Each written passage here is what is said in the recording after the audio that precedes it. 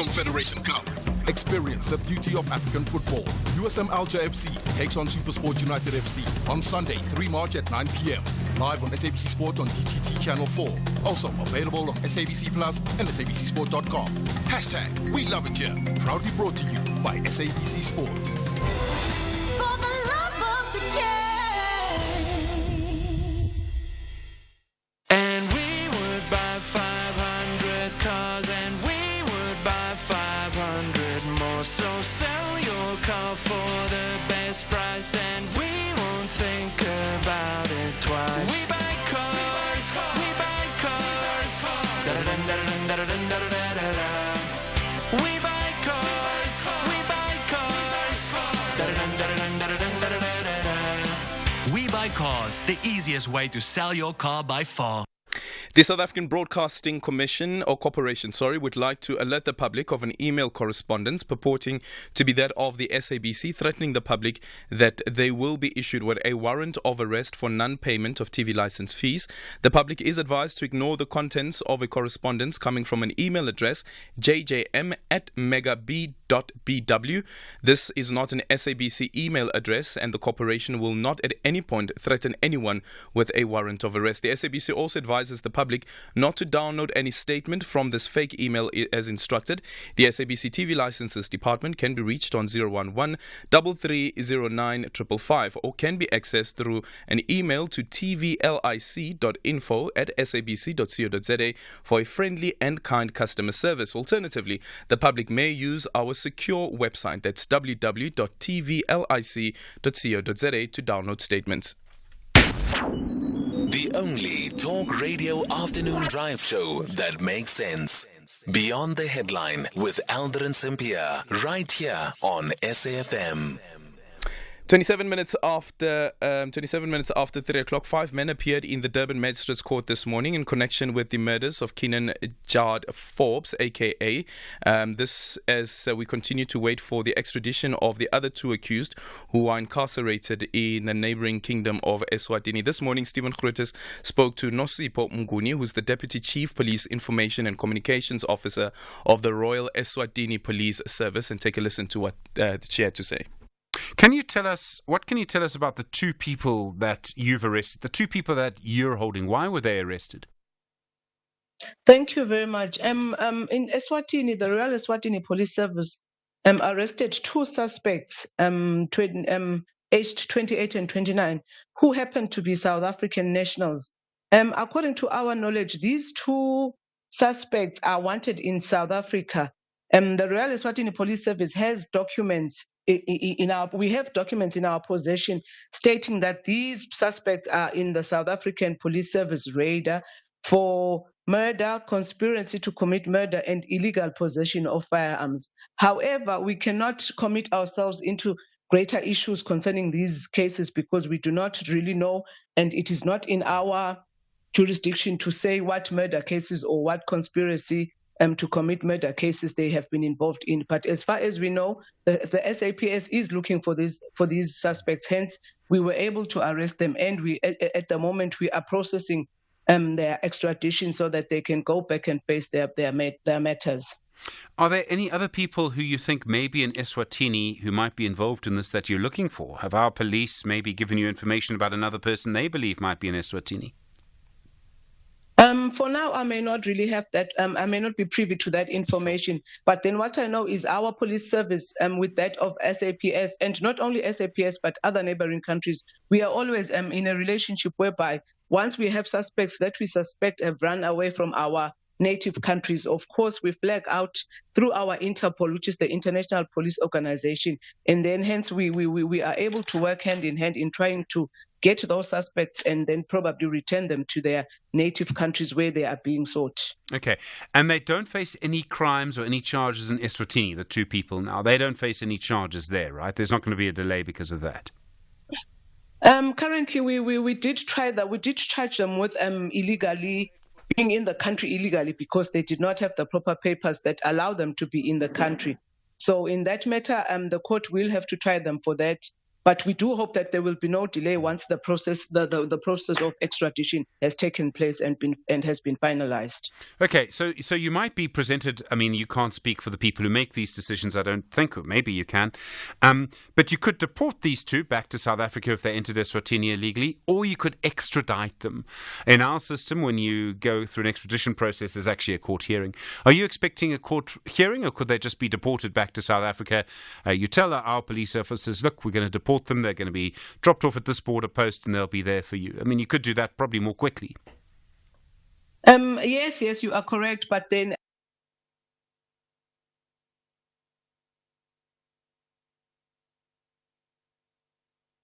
Okay, apologies for that. The soundbite there cut, but you can go and get the soundbite on our podcast page, the SAFM podcast page.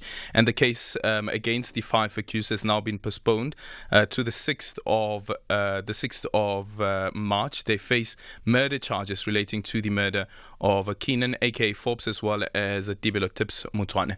0614-104-107, and you can also drop me an X at Aldrin Sampear. It's a minute after 3:30, time for the news headlines. Thanks, Aldrin. A very good afternoon. With the news headlines, Kimudupi Makhalimele. New kid on the block, Rise Mzansi, has declared the highest value of donations totaling over 16 million rand to the IEC for the third quarter of the financial year. Member of the ANC Economic Transformation Committee, Khosiyenzo Ramokgopa, says the rehabilitation and expansion of the country's electricity system will stimulate demand for industrial jobs. And British Prime Minister Rishi Sunak has faced criticism from human rights groups and others for saying that mob rule is replacing democratic rule. Details coming up at 4. SAFM, guiding you through the rush hour traffic. And let's see what's happening on the roads with Rob Byrne. Good afternoon. Yeah, thanks, Aldrin. Good afternoon, everybody. The N3 going north in Joburg is slow from Germiston up through Bedford into Kalulis. It's an earlier crash. They've managed to just clear it off to the left shoulder, so all the lanes are open, but there is a backlog from Hilton AC interchange to process through. So if you're just arriving into that area from Alberton or Germiston, you will hit a wall of traffic. Moving from Pietermaritzburg up towards Howick, some roadworks around Merivale. That's been a busy one today. That's the N3 going westbound. And if you're driving Greater Durban, just keep your eyes open for dirt and debris and various locations across the Greater Durban region. Day 3 of the municipal workers' strike and disruption down that way. We've seen loads of dirt and rubble tipped over roads through Verulam, through central Durban, down through Umlazi and Umbilo as well. Most of it all sorted out, but you may well find some upturned rubbish bins and some litter on your way across Durban this afternoon. Cape Town, fairly busy. Nelson Mandela Boulevard queuing from the city centre, already very slow out towards Hospital Bend. There's a breakdown on the N1 leaving town as well, near Marine Drive, so that's slow leaving city centre territory. And a big backlog driving into Cape Town on the N2. It's roadworks near the airport runway. One lane is open. Queues back from Muway in front of Khayelitsha. Rob Byrne, SAFM Traffic. This is SAFM Sports with Duming Khapele. Aldrin, thank you very much. Let's get straight into what's happening in the world of sports, starting off with football this hour. With SuperSport United down to the bare bones due to injuries and suspension, head coach Gavin Hunt has hinted at giving more academy players a run. Matsatsanza have already handed out several debuts to their DStv Diski Challenge outfit as they juggle a schedule that included the Domestic League Cup matches as well as the CAF Confederations Cup. And following their 1-0 draw away to Cape Town City in the DStv Premiership last night, Hunt has suggested that their challenges haven't gotten any better. We played unluckily once. We lost 1-0 in Egypt, 70,000 people, okay? I played my second team. So I thought, okay, we're going to play the first team the second round. We beat them in Polokwane. So, but then the league game was 10 days away. I wasn't playing Wednesday again. Don't have the team. You can't do it. You cannot do it. So we go to Algeria. Okay, we play Sunday in Algeria next week. We're playing on Tuesday in Polokwane. You tell me what must we do. Sunday night in Algeria. We're going to get back here Tuesday morning. In the meantime, Cape Town Spurs have announced a new strategic partnership with the owners of French League One side Clermont, with hopes of getting players into one of Europe's top 5 leagues. Now, the club says that their aim is to improve talent identification and prepare players for the reality of European football. The clubs, amongst others, will share training methods and exchange players. Then moving on to cricket action, former West Indies star Chris Gayle says that he hopes that the T20 World Cup will help cricket crack the lucrative American sports market and lift the game onto a new global level. The T20 showpiece, which starts on the 1st of June, is being jointly hosted by United States and Gayle's native West Indies, where big crowds are expected to come through. But it will be the first major international cricket tournament staged in the United States, with a sellout crowd expected for the clash between arch rivals India and Pakistan at a temporary 34,000-seat venue in Long Island in New York. Then the ending things with the Olympic news. The organizers of the Paris Olympics are set to take the keys for the athletes' village today, just a day ahead of the schedule, reinforcing growing confidence that they will be ready for the games. An inauguration ceremony at the site in northern Paris will see President Emmanuel Macron attend as guest of honor, and she'll be alongside a number of French athletes. Now, the roughly 40 low-rise tower blocks will house around 14,000 people over the course of the Olympics, which kicks off on the 26th of July, and another 9,000 during the Paralympics afterwards. With that said, it's a wrap from my side for now. I'll have more in the next hour. For SAFM Sport, I'm Tumin Khabele. Across South Africa, online and on radio. SAFM, let's talk.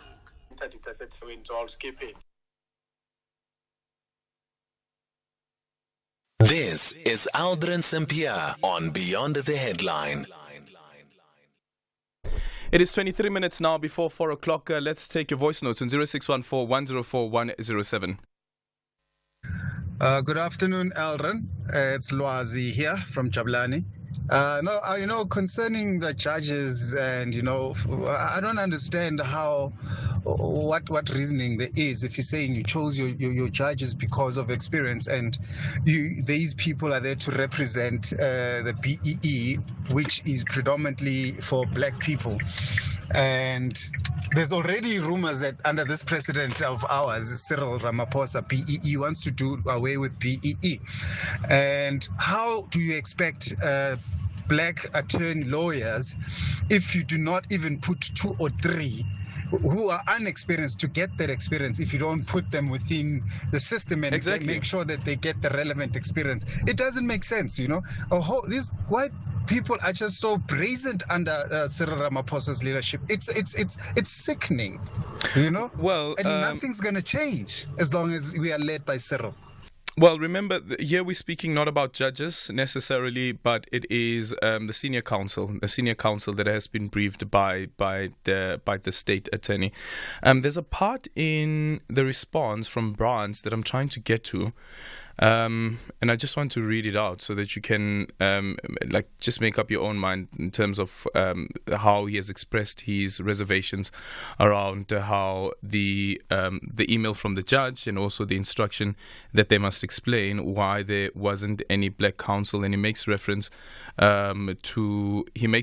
to white women too being considered as previously disadvantaged, and Indian women. Okay, I'm going to see if I can find that section, and then I'll share it with you. In the meantime, your voice notes on 0614 104 107, and you can drop me an X at Aldrin Sampear. Hi, good afternoon, Aldrin and your team. Flores here from the Western Cape. Aldrin, it's good that the police has kept quiet about the investigations regarding AKA's murder and the suspects that they had since last year already. Yes, that could have compromised things. However, I do feel that this time they have a chance to win back our confidence, our trust in them. I hope this case is not going to turn out to be a case like the Mahiwa family have to suffer now for 10 years. So hopefully the Forbes family will not suffer that same fate. So the police can really do us as a nation a favor and solve this case ASAP. Have a good show, Aldrin. Thank you. Bye. SAFM 104 to 107 nationwide. Time. When you're a kid, it moves slower than a sloth trying to get through airport security. There is just so much of it. Skip forward a few years to your 20s. Time is still your friend. It says have some balance. Go party and have fun. Then your 30s hit. And time suddenly steps on the accelerator like it's trying to catch a traffic light before it goes red. 40s. Now time is moving faster than your 10-year-old on a sugar high. 50. You're desperately trying to save as much as you can, but time is moving so fast. And all you can think is, where did all the time go? That's why after 50 years of investing, we've learned that time is the greatest gift of all.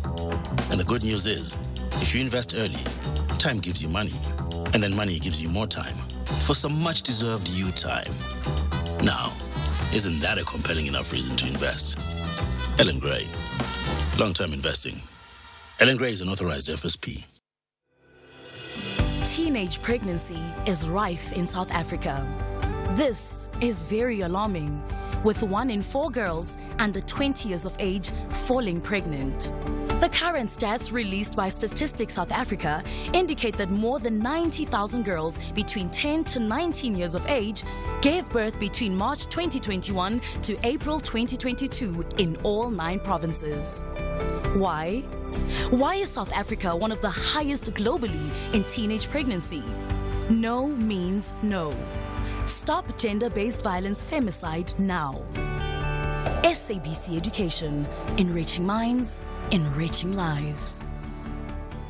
Hashtag SAFMBTH. It is 18 minutes now before 4 o'clock. The U.S. Supreme Court agrees to decide Donald Trump's claim of immunity from prosecution for trying to overturn his 2020 election loss, giving him a boost as he tries to delay criminal proceedings or prosecutions while running to regain his presidency or the presidency. Reuters filed this report.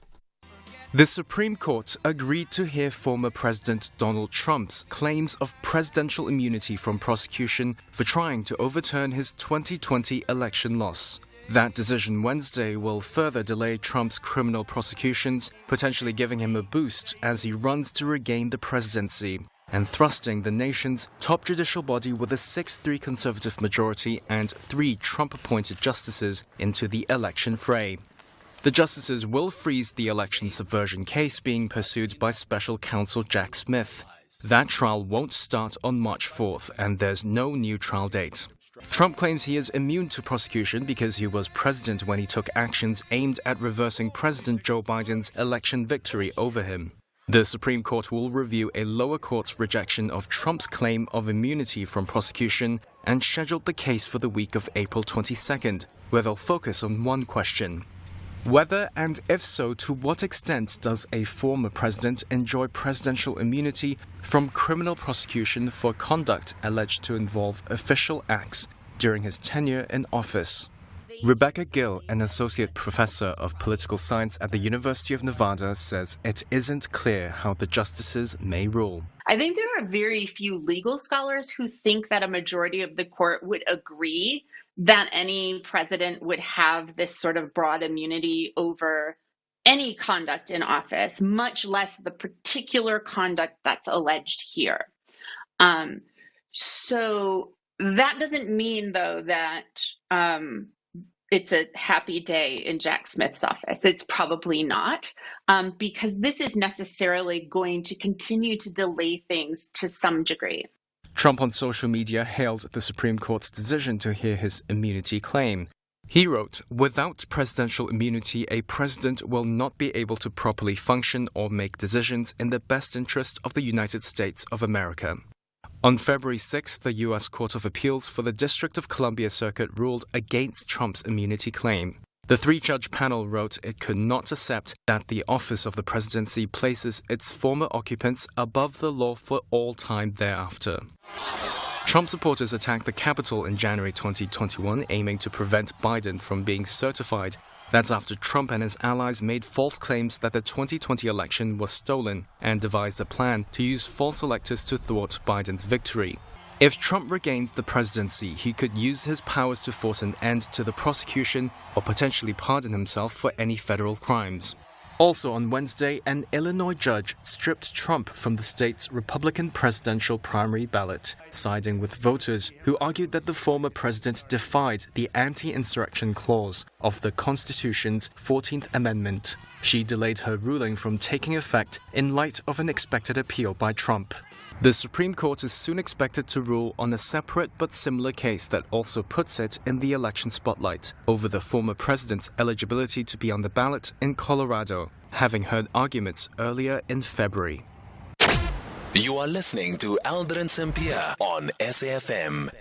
0614-104-107, and you can also drop me an X at Aldrin Sampear, studio line 086-000-2032. Just quickly going back to the memorandum from Brand SC. This is now in relation to Judge Mota asking him to explain, or counsel to explain rather, why no black African was briefed or in front of him dealing with this matter of the BEE Commission, versus a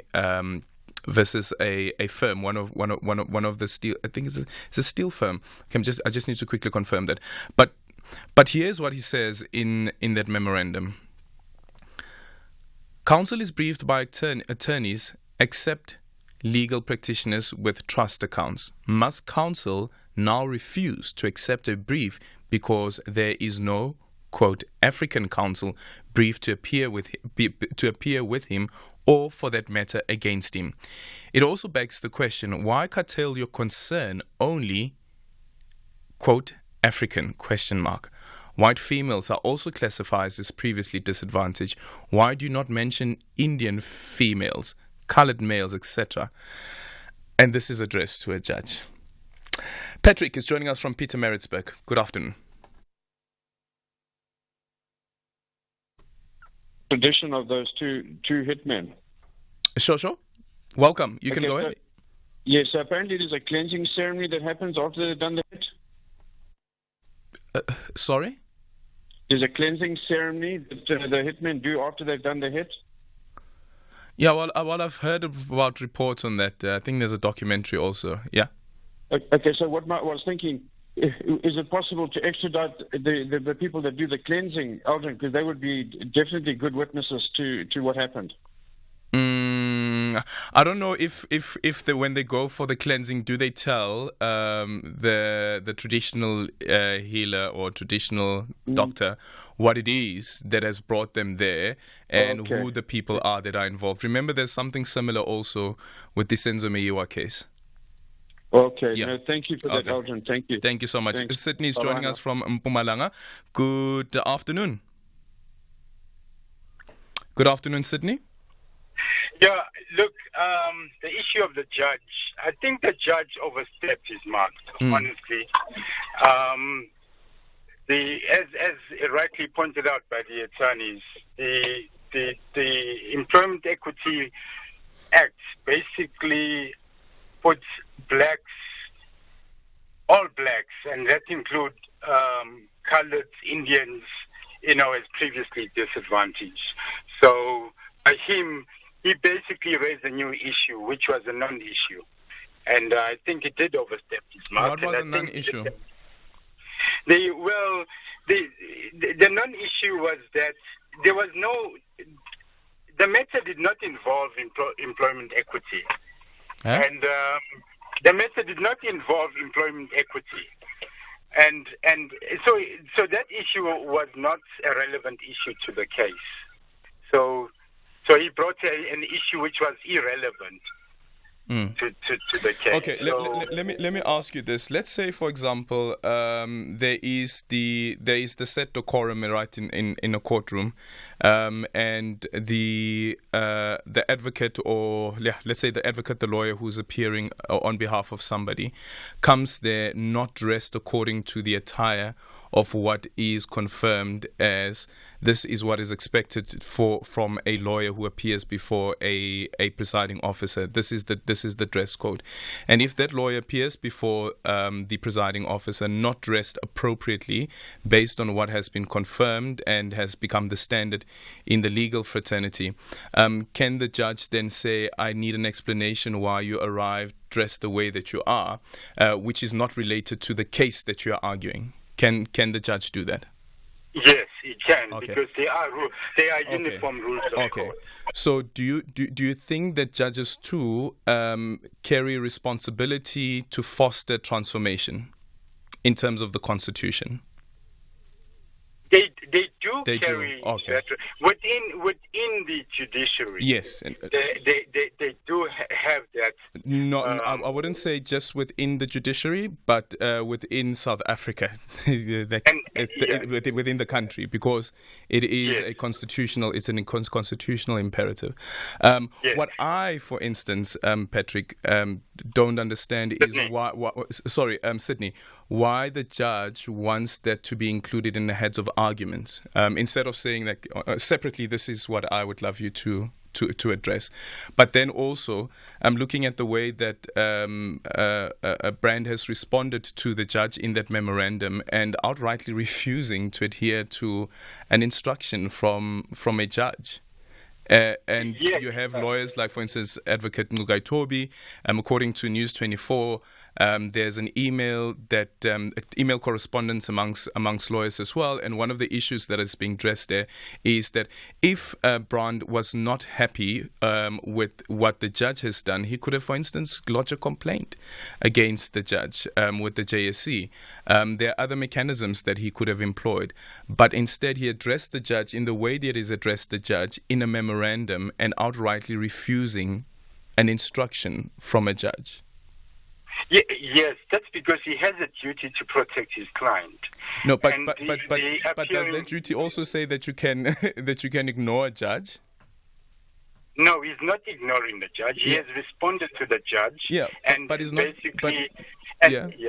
But he's not dealing with that with the issue that the judge has asked him to deal with. So again, as I'm saying, that the other lawyers are saying that here are the mechanisms or the avenues that are available to Brand SC, instead of ignoring a judge because you feel that you want to protect your client. What's the next thing when you disagree with a judgment and an order that has been handed down because you're not happy with it? I disagree. He's not ignoring the judge. He's responded to the judge and raised and basically argued why he cannot follow the instruction. Yeah. So it's now the ball is in the judge's court for the judge now respond to Brand and say, based on this and that and that, I do believe that you have a right to do this. So he hasn't ignored it. And also, the issue of dress coding, that's regulated by the Uniform Rules of Court. Mm-hmm. So that day, it's law. Yeah. You have to, it's regulated. What the judge has done is basically stepped into the arena and brought issues that were not really relevant. And I think the attorneys are within their rights to protect their clients, because now the judge is opening a new can of worms. Mm-hmm. And the judge is in fact making a political statement. Okay. Do you agree with the sentiments expressed there by Sydney that the judge is actually making a political statement there and has entered the political arena as well? 0614-104-107. Let's quickly go to Kagiso, who's joining us from Mabatu. Kagiso, good afternoon. Good afternoon, Aldrin. How are you? I'm good. How are you doing? I'm good. Look, I just wanted to quickly talk about the issue of transformation in general in our country. Look, there's a general sentiment that when we talk about transformation, we talk about people that are not qualified, that merit should be put aside. When we look at transformation, you look at a simple thing as how the attorney also how the attorney responded. You can see that this is a person who's quite arrogant, who's not taking the historical context of this country into consideration when they respond on an issue as sensitive as transformation. That transformation is a non-issue in South Africa, that we somehow want to put aside the historical context of our country and want to move on without really readdressing the problems that led us to where we are now. We have shortages of skills because of certain acts that were put in place, certain policies that were put in place. So we need all of us. It is our responsibility to address these things. Yep. The other day I was listening to Kathy's show, one disabled gentleman called in. He's got an LLB degree. He can't get a job anyway in government, in private, because people look at him as a disabled individual. So where would this person be in society? Where do we place this person in society? We all have a responsibility, and I think when you respond as a law firm or as a lawyer, when you have been addressed by a judge, you need to take that into consideration and be more humble and really take all of us as a country, because this country belongs to all of us, it's like under your confidence. What do you say to Sydney, who says that the judge has overstepped the mark and is playing to, he's entered the public arena or the political arena, public and political statement? I think it's important for judges to do that. They should have that responsibility.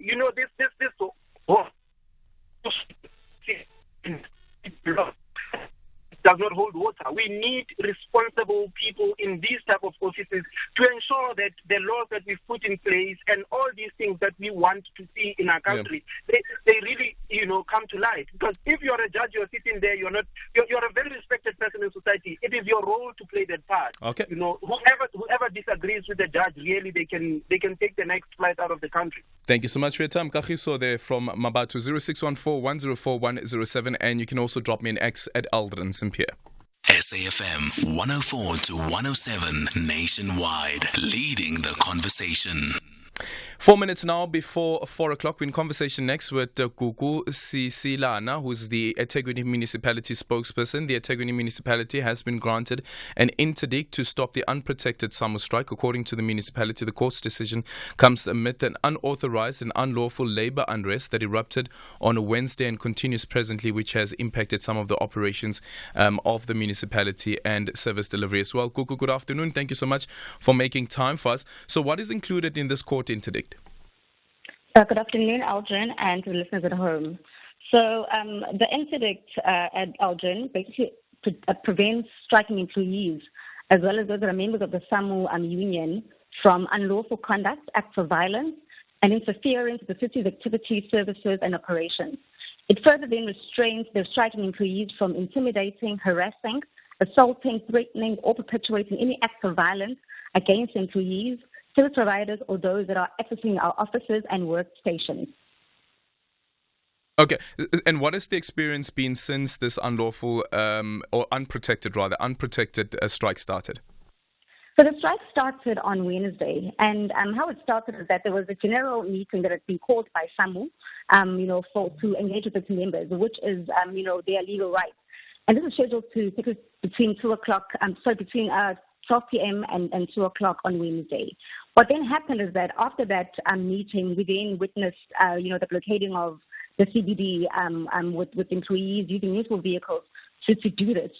So the no work, no pay, no benefit principle will apply for all the employees who are participating in this unlawful and unauthorized protest action, and consequence management will be implemented. Police are on the ground. They are monitoring the situation. They are clearing the roads. And they're also, monitoring the footage of the violence that has erupted, so that, they build a watertight case when we take action against these employees. Yeah, and what's the city's response then to the demands that are made by these workers, including wage increases? So, Aldrin, there's been no formal memorandum of demand that has been submitted to the city by the union or by these workers. So, as things stand, the city is not aware of what it is that they are, protesting about. Hence, it is an unlawful and unprotected and unauthorized strike action.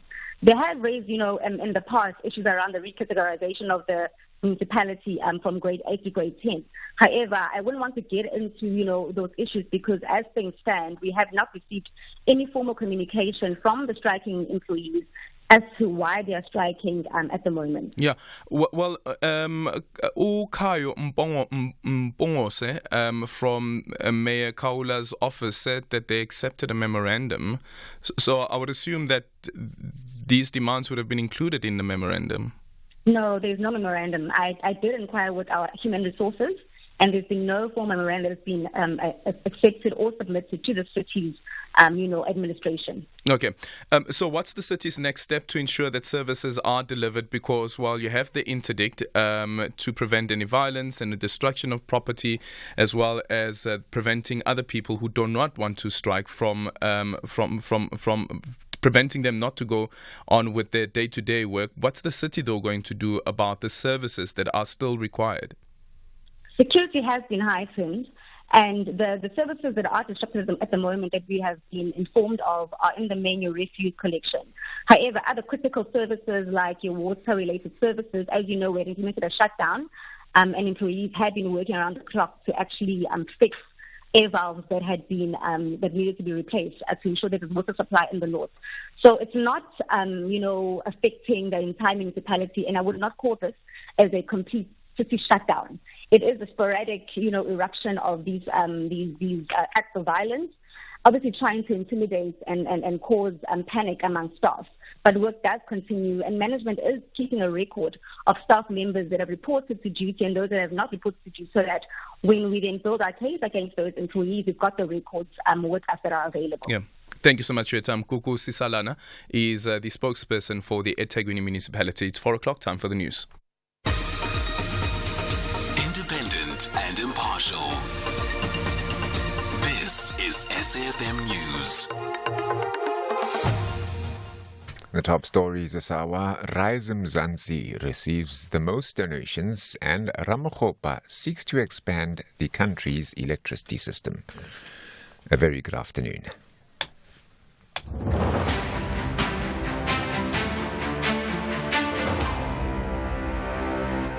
We start with election news. The new kid on the block, Rise Mzansi, has declared the highest value of donations, totaling over 16 million rand to the IEC for the third quarter of the financial year. This covers the period of the 1st of October to the 31st of December last year.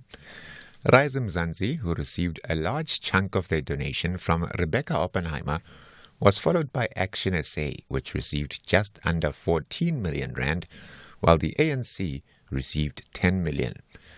Trailing behind the governing party is another new entrant, Bossa, led by Musi Maimane, which got 8.5 million rand. Gayton McKenzie's Patriotic Alliance received over 7 million, while the DA got 2 million rand, followed by the IFP with close to 200,000 rand. The Multi-Party Democracy Fund received a contribution of 5 million rand, which was distributed among political parties. Action SA has announced its Gauteng chairperson Funzi Ngobeni as its premier candidate for the province. This comes as the country gears up for the May 29th polls. This election will be the first general election that the party will participate in. Addressing members in Joburg earlier today, Ngobeni accepted the nomination and lamented the economic decline in the province. The reality is that our province has over the years drifted from its historic roots of a bustling economic activity, a province characterized by a melting pot of culture and a place where people come to pursue economic opportunities. What was once an industrial hub in the province has rapidly declined over time under the neglectful and corrupt eye of the current government. Rather, our economic growth has regressed, which in turn has caused our industries to shrink and the unemployment rate to rise to dangerous heights. We have witnessed businesses shutting down, new investments drying up, and millions forced to languish in poverty. Member of the ANC Economic Transformation Committee, Khosienzo Ramokgopa, says the rehabilitation and expansion of the country's electricity system will stimulate the demand for industrial jobs. He says the priorities of the Green Energy Action Plan are already in line with the ANC's plans to resuscitate its industrialization strategy to create more jobs. Ramokgopa, who is also the electricity minister, says plans by the government to expand the country's transmission line and to transition from combustion engines to electric vehicles are set to increase industrial jobs. The success of our industrial policy is predicated on the existence of sufficient supply on the electricity side. So you know that we need to expand and modernize the transmission by about 14,000 kilometers in the next 10 years. And we know that the size of the ticket of investment that is required for us to be able to achieve the scale and proportions of that expansion is in the order of magnitude of about 400 billion rand. But we know that part of the major inputs for the expansion of transmission is the manufacturing of the wires, the towers. So essentially what you are doing is that you are stimulating demand. Limpopo Premier Stan Mathabatha says his administration has managed to rescue the province's ailing government entities in the past 10 years. He took over the reins in 2013 when 5 government departments were under administration due to financial mismanagement. Mathabatha says his administration has been able to improve the lives of many communities. He was delivering the State of the Province address at the Jack Bottas Hall in Polokwane. In 2013, Limpopo was at a critical juncture. 5 departments were under national administration. Confidence in our provincial administration was waning. Honorable members, our task was clear, but yet daunting. It was to breathe life back into these departments and restore confidence in our government. It was a journey akin to the mythical phoenix rising from the ashes. And British Prime Minister Rishi Sunak has faced criticism from human rights groups and others for saying that mob rule is replacing democratic rule. He made the remarks to police chiefs at a meeting in Downing Street. Sunak told them that they should treat protests at the homes of elected representatives as intimidating and disperse them. A former police chief, Dal Babu, says he believes that this kind of rhetoric is counterproductive. I don't think that kind of language is helpful. We've heard Suella Braverman, the former Home Secretary, talk about hate marches. If you're going to appeal to people to demonstrate less, you're actually going to have unintended consequences, which perhaps more people will come out and say, well, we're not mob rule. The top story this hour, new kid on the block, Rise Mzansi has declared the highest value of donations totaling over 16 million rand to the IEC for the third quarter of the financial year. For SAFM News, Kemudupi Makhalemele. And coming up in your sports this hour, Mamelodi Sundowns' request to play Mazembe at FNB Stadium rejected, and Kepka looking to complete a treble for the first time in his career. More details at 4:30. SAFM, guiding you through the rush hour traffic. Very good afternoon. The N3 crash going north into Galulis in Joburg. That is now out of the way. The big backlog coming through from Germiston has eased up. Getting reports of a taxi blockade northern parts of KZN and Mpangeni. If you're on the R102, up by the KFC there, by the R34, there is a bit of bottlenecking and congestion in that, right in that central Mpangeni area. Just watch for areas of Durban with dirt and debris after day 3 of a municipal workers strike. Municipal workers tipping over bins and dropping dirt and rubble at various locations. Verulam was particularly hard hit, so just keep your eyes open for a bit of rubbish and dirt on the roads that way. The N3 from Pavilion Mall heading in towards the Pinetown Paradise Valley split, that is again busy today. Cape Town, the roadworks on the N2 inbound from Khayelitsha that caused major delays towards the airport. They've been lifted, so it's a free flow there. And there is a breakdown coming out of central Cape Town, the N1, just before you get to Marine Drive. So a bit of extra traffic leaving the city centre on your way to Kuburg at a change. Rob Byrne, SAFM Traffic. Keeping up with your TV license balance inquiries is now simpler than ever. No more waiting in queues. No more phone calls. Just SMS your ID or TV license account number to 44210 and secure your legal viewing fast and simple. Standard SMS rates will be charged. Terms and conditions apply. TV licenses. Pay yours. Make a difference.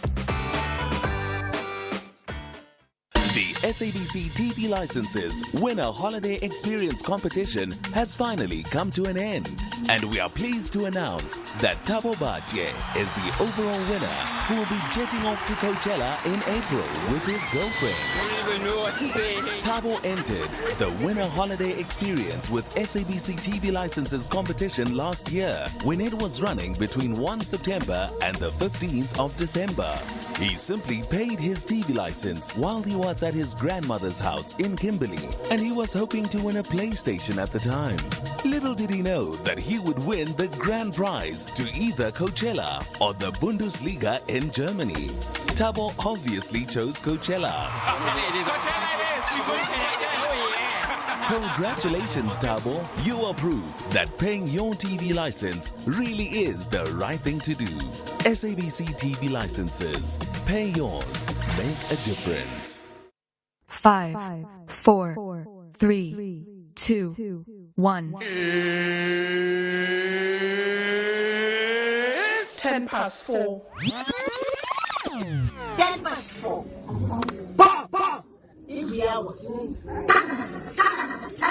This is Aldrin Sampear on Beyond the Headline.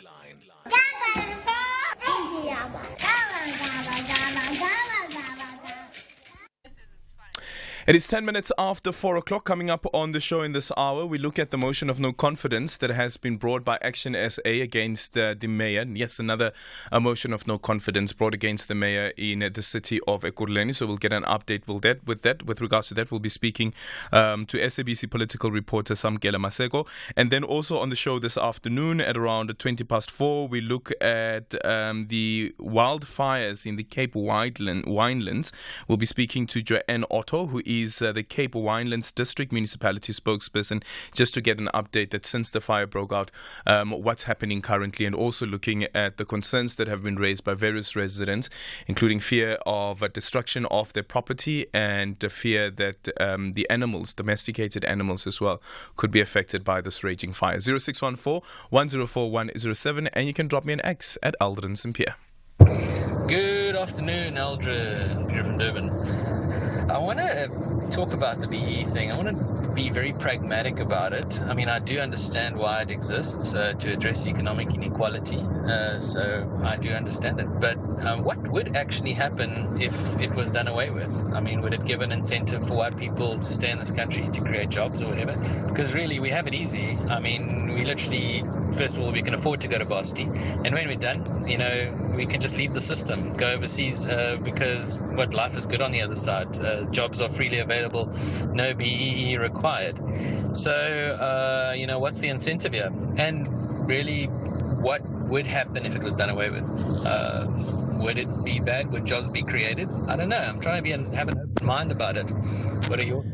Well, I don't know as well, because we've got legislation in place to try and ensure that you have more black people being employed and also making their way to senior positions in organizations, private companies especially. And it's been difficult, very, very, very difficult.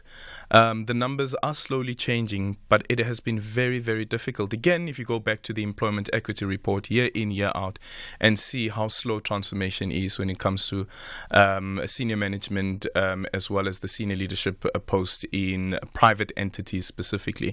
But if you have legislation like a triple BEE, for instance, and you have the BEE scorecards that says that these are the points that you get for employing based on the number of black people that you've employed in your company, the number of previously disadvantaged people that you've employed in your company, including people who live with disabilities, then surely it does have a role to play, right? But the point is, you appoint people who are actually capable. I have a concern with the approach of a meritocracy formula that consistently comes out that puts white people at the top. I have a concern. SAFM 104 to 107 nationwide, leading the conversation. It is 13 minutes after 4 o'clock. We're in conversation next with Samkeela Maseko, SABC News reporter, as we look at attempts to remove the mayor of the city of Ekurhuleni. This is a motion that has been brought by Action SA, and Samkeela Maseko is now joining us on the line. Sam, good afternoon. Thank you so much for making time for us. A very good afternoon to you, Aldrin, and to the team. So what transpired today? Essentially what transpired is that they looked at essentially the workings of the Ekurhuleni municipality. They looked at the organogram of the institutional restructure of Ekurhuleni in the morning, and they then broke for tea, and they're now going to look at the adjustment budget of the municipality. And then the last item on the agenda is the issue of the motion of no confidence against the mayor. At this point in time, we do know that the EFF will vote against that particular motion. We also don't know what the ANC will do, but we do know through the clips we've seen of Jongizizwe Nhlabathi, the ANC Chief Whip and Council and also coordinator of the RTT, saying that something has to give in Ekurhuleni because they can't stay in an arrangement that does not serve the residents of Ekurhuleni, where water is not provided, where electricity is not provided to the residents, where service delivery has taken a huge tumble under the tenure of AIC's mayorship and the ANC-EFF coalition government in Ekurhuleni.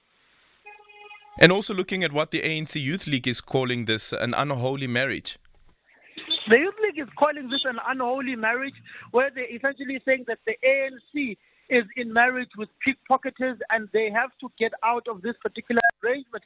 But we do know that the regional leadership of the ANC, not only in Ekurhuleni, but also in the city of Johannesburg, they are seemingly unhappy with the ANC's marriage with the economic freedom fighters, saying that they're not getting a fair deal from the EFF. And particularly when you look at Ekurhuleni, they are saying that all service delivery portfolios have been taken by the economic freedom fighters. They're also saying that the fiscus of Ekurhuleni, essentially the budget and the monies of that municipality are in dire straits, knowing that the finance MMC is Nkululeko Dunga, the provincial chair of the EFF, saying that the EFF has stolen everything that is there for service delivery in that particular municipality and calling for this marriage to end. That is the RTT of the ANC in Ekurhuleni. I do know that TK Ngwiza, the provincial secretary of the ANC in Gauteng, has been in engagement with the Secretary General of the party, that would be Fikile Mbalula, on how the ANC should vote on this particular motion. The EFF itself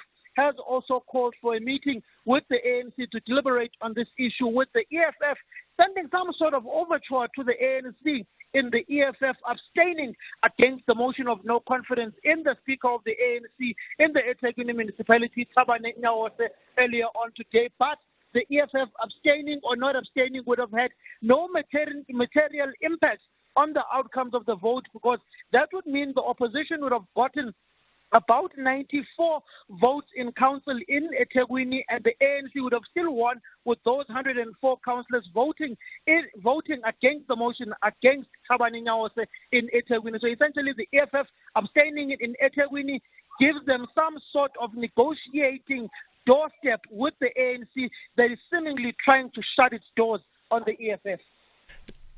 Does Action SA have the numbers? I don't know if they've spoken to the Democratic Alliance, if they've spoken to the ANC, for instance, to make this work, or for this to be successful, considering also the issues around service delivery that have been raised, and now seeing that statement as well from Eskom that's saying that they will be taking over the load shedding schedule from Ekurhuleni because of numerous non-compliance. Essentially, I've just seen that statement by Eskom. It also speaks to the issues of governance in that particular municipality. You've seen the AG. That particular report has not yet been tabled in council.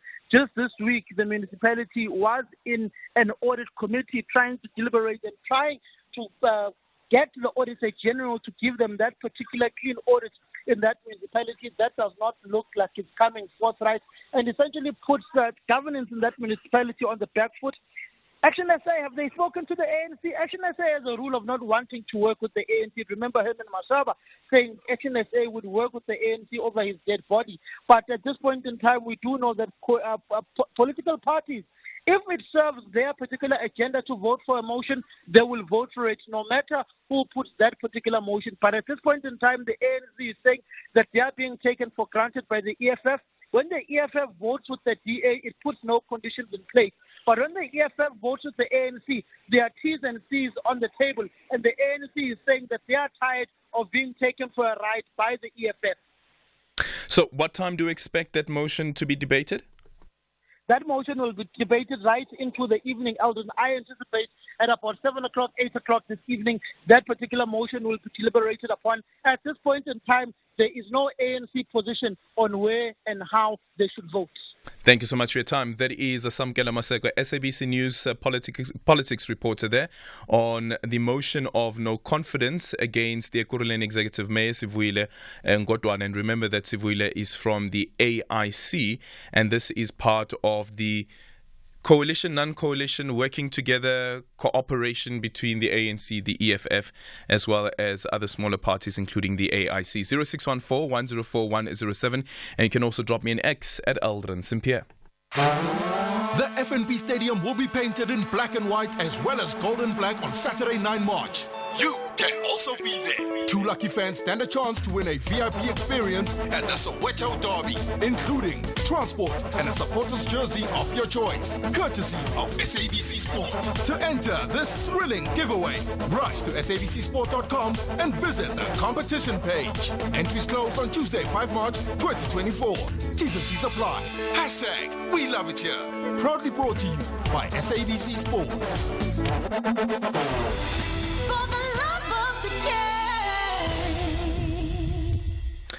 Look for the Go Digital logo in the new digital television set you are buying and access free-to-air channels without an additional decoder if you live in an area with digital terrestrial network coverage. Hashtag Go Digital. For more information, send a WhatsApp message to 0600625458, or you can call 0860736832 or email support@sentech.co.za or web chat www.sentech.co.za or Facebook Messenger @Sentech Ltd.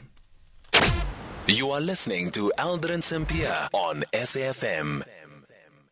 0614-104-107, and you can drop me an X at Aldrin Sampear. Let's look at some of the X's that have come through so far. This one from Msongi, who says that if Advocate Dalimpofu was the one who was arrogant against Judge Mota, all civil rights organizations will be loud by now. Freedom Under Law, Helen Suzman Foundation, etc. Nobundu saying that, well, Aldrin, political is in every aspect of our lives. Political is personal. I'm not sure where the political arena starts and where it ends. And Tandisi was saying that I could be hated for this, but the judge was right to raise this issue because it is critical to South Africa. But the time, the space, and the platform was wrong. Good afternoon, Aldrin and Gamo from Centurion.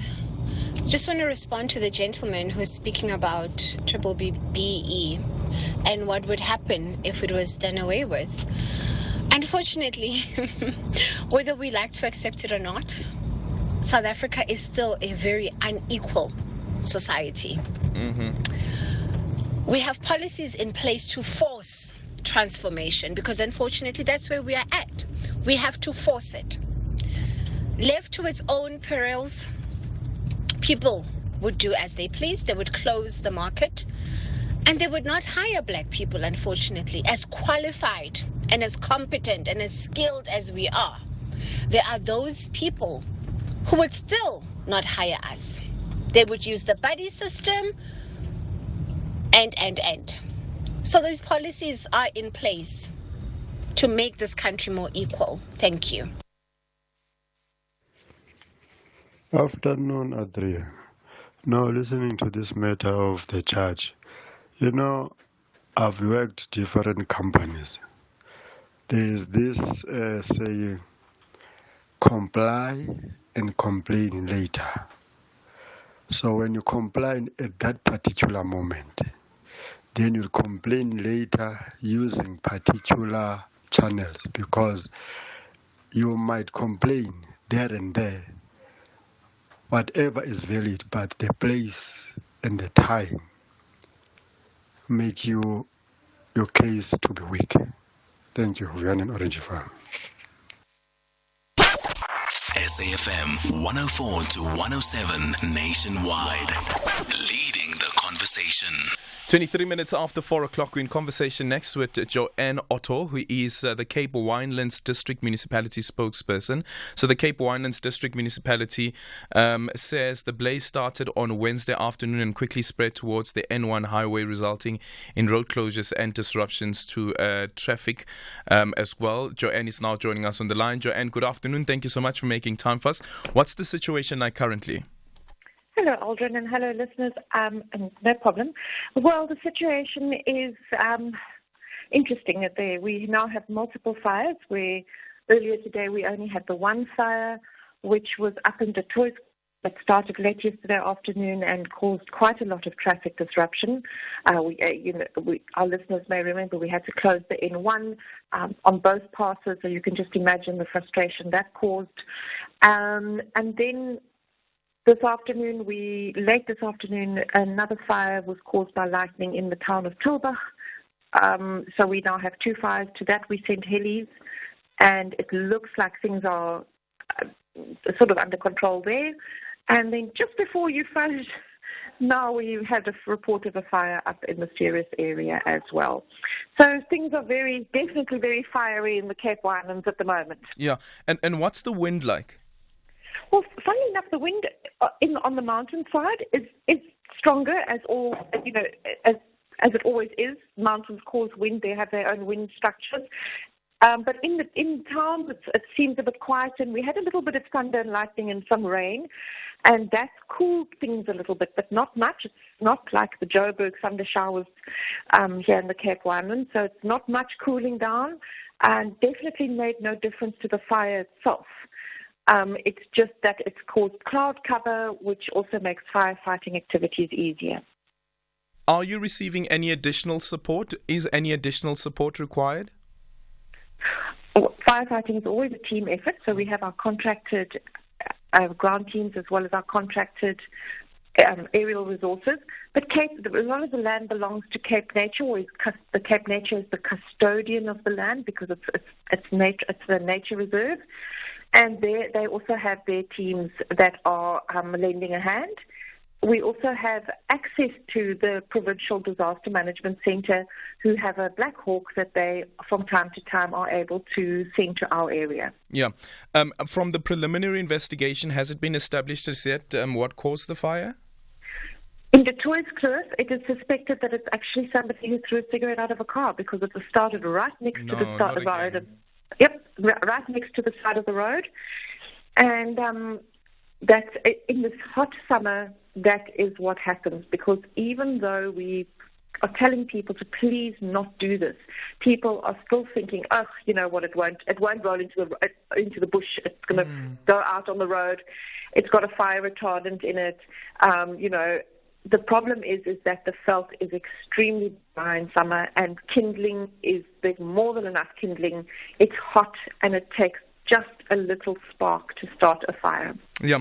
Earlier on, we were playing clips from some residents in the Cape Winelands complaining about, or rather the fear of the destruction to their properties, but also the fear of the domesticated animals and the concern around that.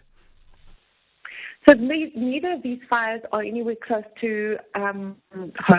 They're all mountain fires. People are correct to be concerned about their animals and their homes. And the reason this is because so many homes border on natural areas. So even if people are living, whether you're living in a golf estate or a fancy estate, or whether you're living in an informal settlement, your home is most likely bordering on natural property. And that property requires cleaning by residents or the owners of that property, because one of the biggest drivers of fires, or what creates the most fuel of fires, is unmaintained private land. So where there are no fire breaks, where people are not clearing dried bushes and shrubs that border their property off so that there is a natural fire break. And we're finding that a big problem this summer. Okay, Joanne, thank you so much for your time. Really appreciate it. Getting an update there on what's happening in the Cape Winelands. As you just heard now, there is a third fire that has now broken out. 0614-104-107, and you can also drop me an X at Aldrin Sampear. Good afternoon, Aldrin.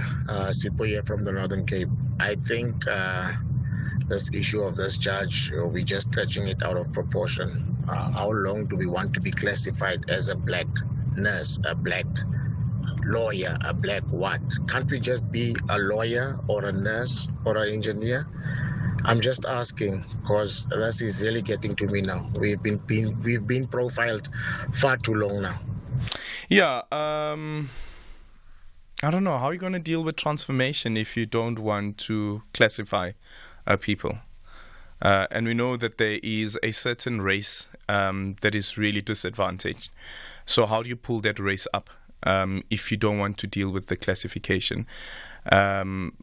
And to the point that Ngamo was raising a bit earlier on as well, is you have black capable people, and sometimes they don't make it to the top. So how do we deal with it if we say let's do away with the classifications? I have to say I go back again to when Mmusi Maimane was elected as the leader of the Democratic Alliance the first time. He said that if you don't see that I'm black, then you don't see me at all. If you don't see that I'm black, then you don't see me at all. Because some people love to go with the, let's stop this racial classifications, let's stop this.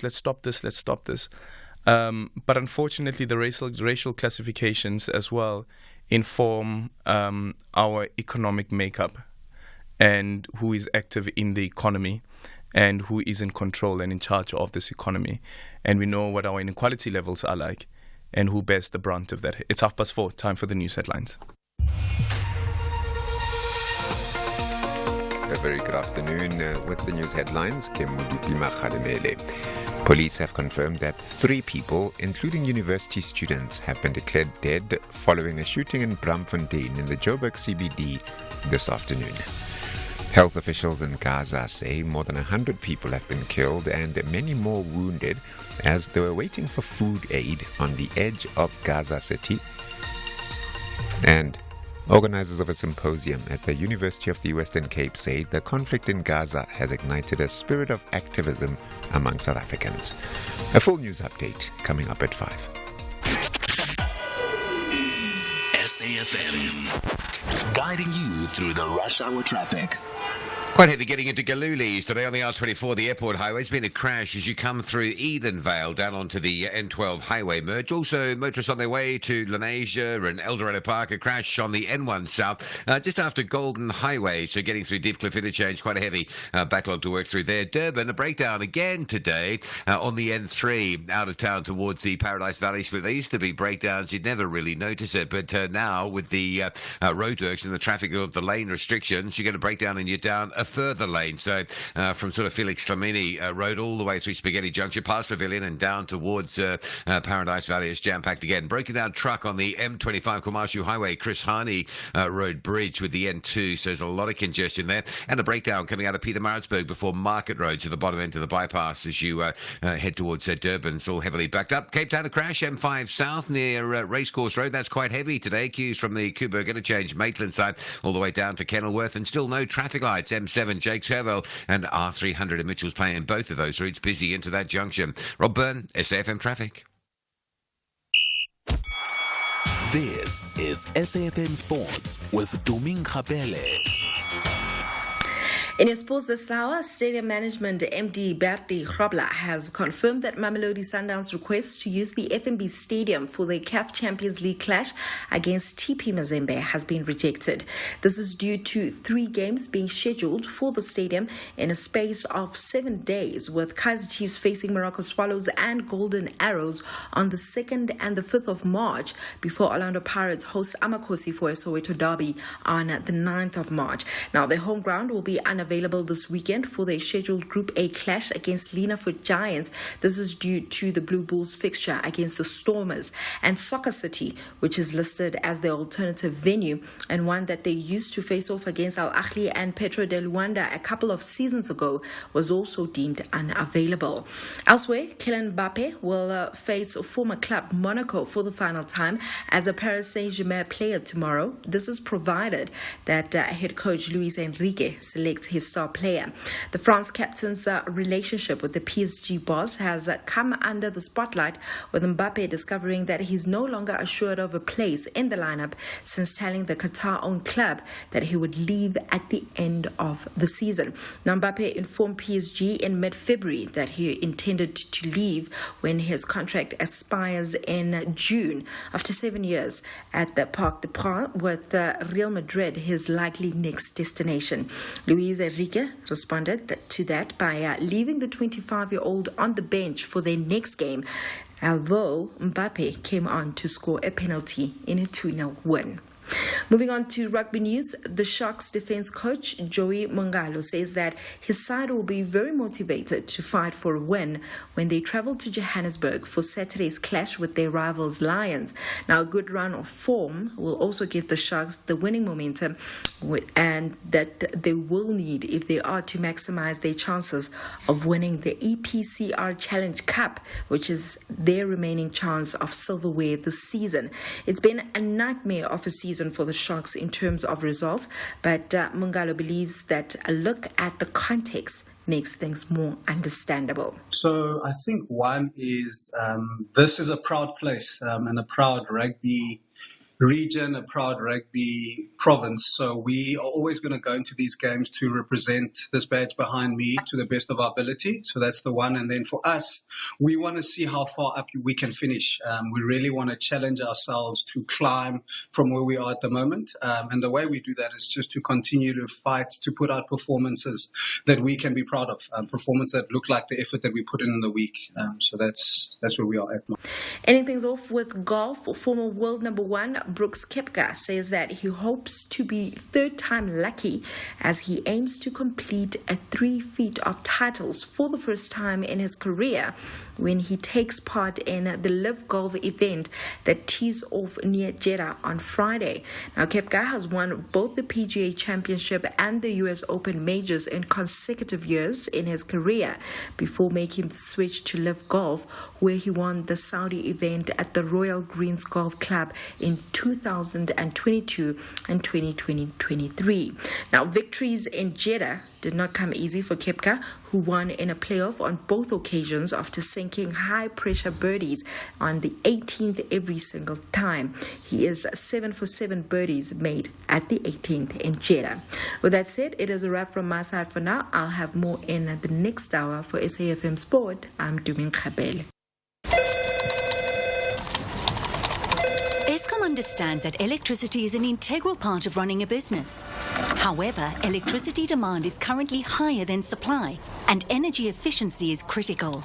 Businesses are encouraged to reduce consumption between 7 a.m. and 6 p.m. by not leaving electrical equipment on standby mode, as well as turning off unnecessary lighting.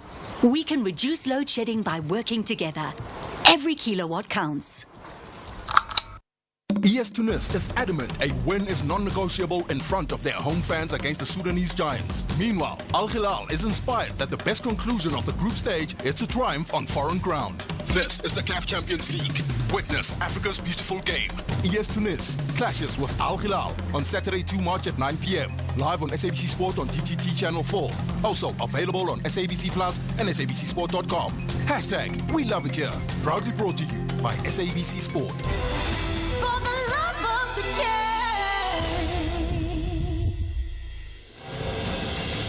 SAFM supports a litter-free South Africa. Play your part in keeping our surroundings and environment clean. SAFM, leading the conversation.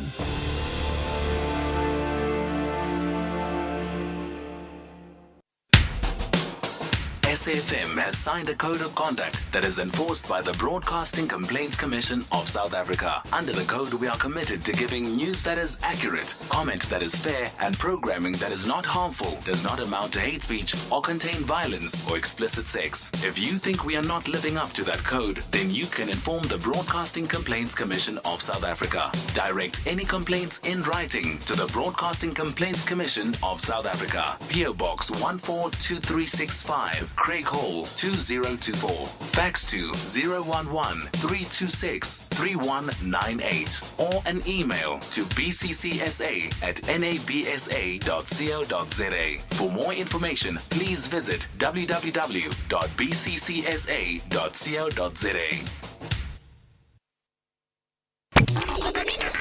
I'm Michelle Constant. Join the JSB crew and I every Saturday and Sunday morning between 7 and 10 a.m. We promise to keep you informed and entertained with innovation, culture, cars, travel, life learnings, environment, and of course, your big fat juicy. Small stories, big ideas, massive inspiration. The Jet Set Breakfast on SAFM. You are listening to Aldrin Sampear on SAFM. Well, we're struggling to get a hold of Makwe for a market update. Let's see if we have him now. Okay, we seem to have Makwe now. Economic news on SAFM. Facts and figures you can count on. And let's get a market update from Makwe Masilela, Chief Investment Officer at Makwe Fund Managers. Makwe, good afternoon. Welcome to the show. Santam's good yearly results and also Impala Platinum's poor interims. Afternoon to you, Adrian, and to your listeners. Yes, Santam demonstrated its resilience, achieving strong financial results, and that despite difficult operating conditions. And conventional insurance underwriting profit declined by 26%, and because of the floods in the Western Cape, hailstorms in Gauteng, earthquake in Turkey, and fires throughout the country, but a strong investment return on insurance fund. The fund helped, as we know that your premiums get to be invested. We saw the group revenue increasing by 9%, dividend per share up by 7%, and profit and headline earnings per share up 27%. Impala production was up 18%, and that's because of the inclusion of the Royal Bafokeng Platinum that they bought. But weaker prevailing pricing led to a 25% decrease when it comes to revenue, and the pricing was affected by industrial destocking and also weak investor sentiment, and profit and headline earnings per share dropping 78% because the number of ordinary shares in issue were increased. They had to do that because some of that was part payment for acquiring Royal Bafokeng Platinum, and the guys are not paying any interim dividend. And local and international market developments. We started the session with the uncertainty over the upcoming inflation reading from the U.S. and also warnings from Fed officials that more work still needs to be done to bring inflation down. And locally, in our January private sector credit extension grew by 3.1%. We expected to see a growth of 4.3%, and that has been slowing from the 4.9% in December, although it has been increasing monthly, but it is at a decreasing rate, and our January factory price picked up to 4.7% from 4%, and data today from some of the Eurozone's biggest economies, the likes of Germany and France, showed that inflation dipped further, strengthening the case for the European Central Bank to start reducing interest rates from record highs later this year. And remember, inflation for the whole block will be released tomorrow, and the much awaited key Fed inflation measure, which is the personal consumption expenditure, was in line with expectations, though it increased by most in the year, helping explain policymakers' patience when it comes to the approach to start cutting interest rates, and expectations that OPEC Plus will extend its production cut, and the U.S. data reinforcing expectations for a June rate cut lifted oil prices. Brent crude is up 0.2% at $82 a barrel, and gold turned positive after inflation data was released. Also providing support is that physical demand from the likes of India, China, and central banks hasn't gone away, and we see the yellow metal is up 0.7% at 2048, Platinum is up 1.3% at 889. The DAX is up 0.7%, food up 0.6%. The CAC is flat. The Dow is up 0.2%. S&P, just like the JSE, they're up 0.5%. With our resources up 1.7%, financials up 0.5%, but our industrials are down 0.1%. The rand is 19.20 to the US dollar, 24.31 to the pound, and 20.82 to the euro. Thank you so much. That's Markwe Masilela, Chief Investment Officer at Markwe Fund Managers. We're taking your voice notes on 0614-104-107.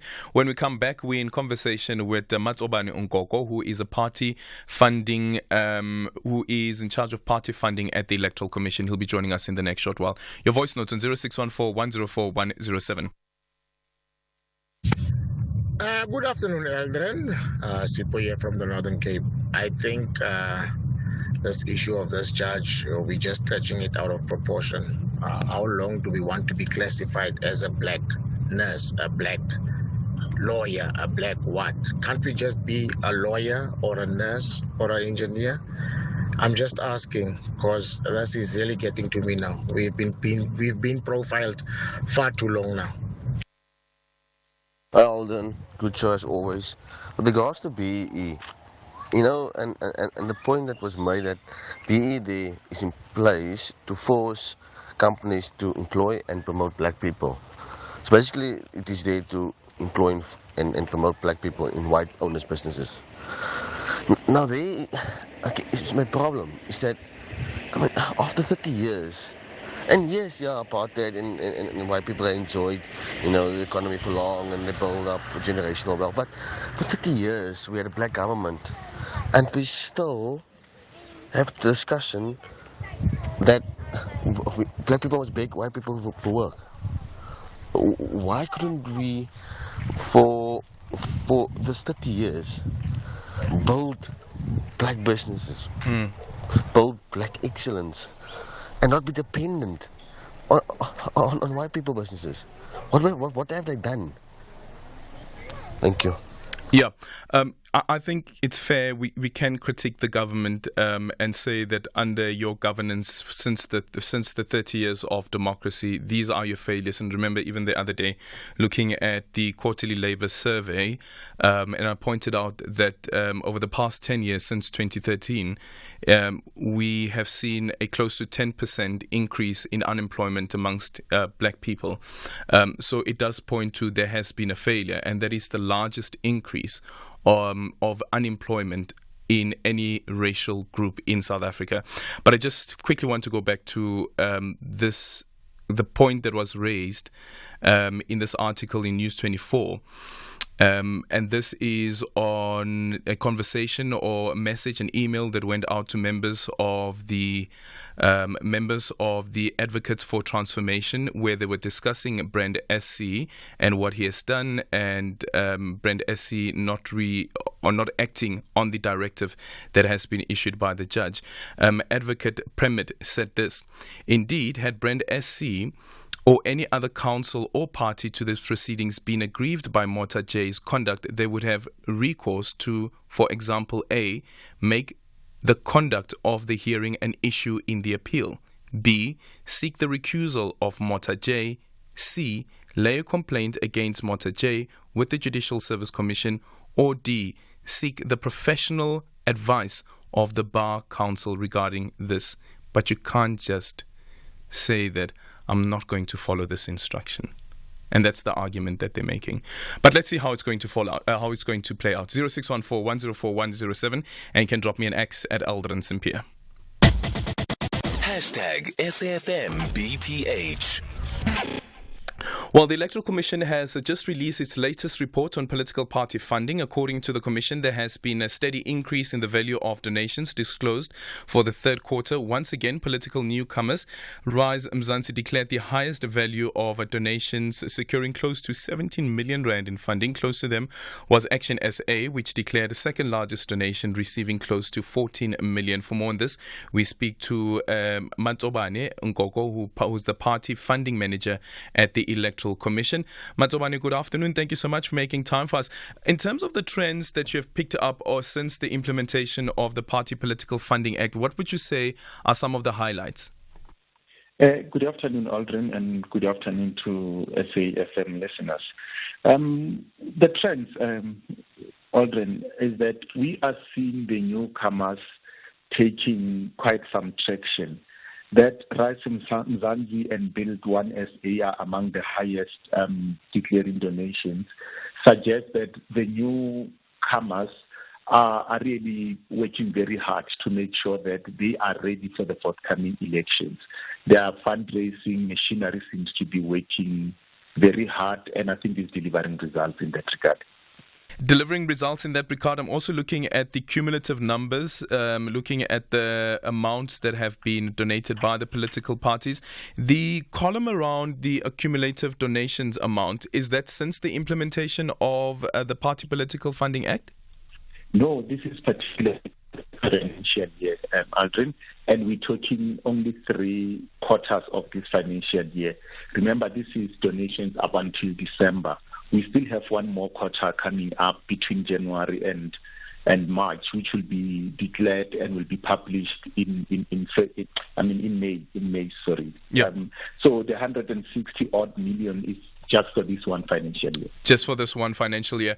And then around that as well, have you picked up any non-compliance? I've seen that there have been late submissions, but has there been any non-compliance outright where the IEC has had to take action and perhaps say that it wants an external audit?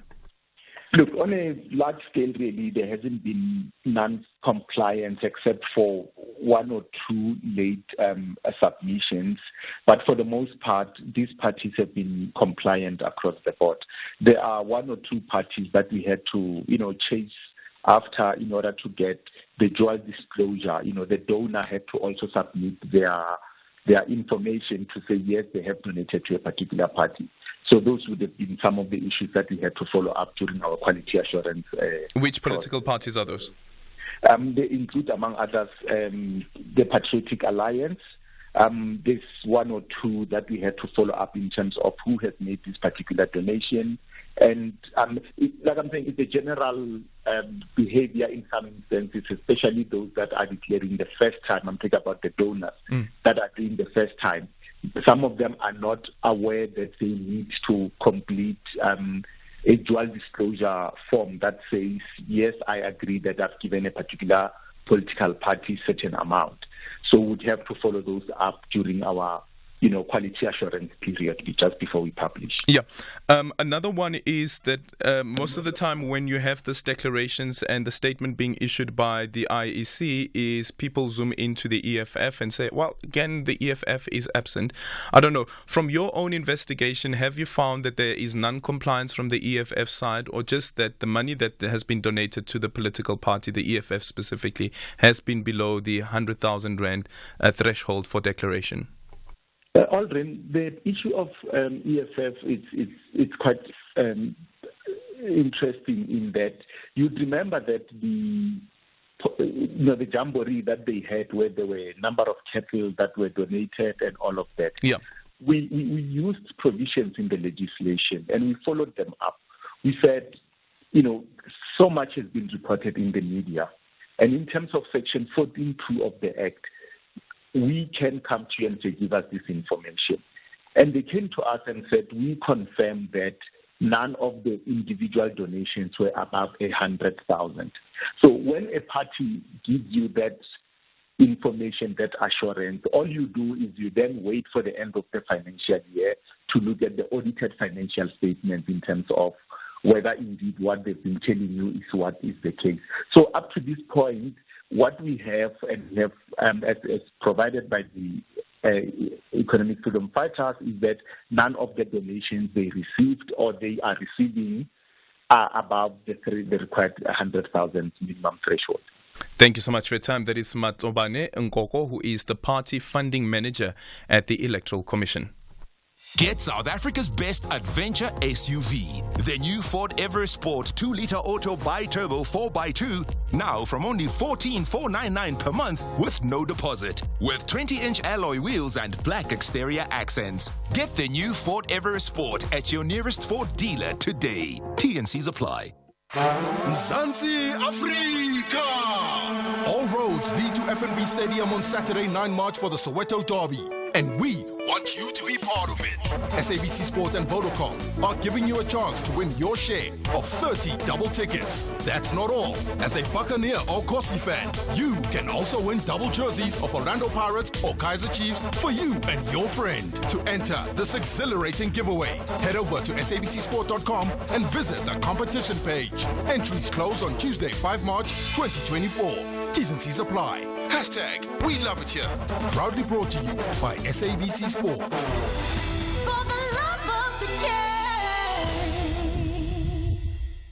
The Market Update, Monday to Thursday, 6 to 7 p.m. Want to stay ahead of the financial game? Join us tonight from 6 to 7 p.m. for an insightful journey through the day's market developments, financial updates, and investment news. Tune in for your daily dose of financial intelligence as we navigate the twists and turns of the financial landscape with expert insights. Only on the SAFM Market Update. SAFM Market Update with Jimmy Muyaha.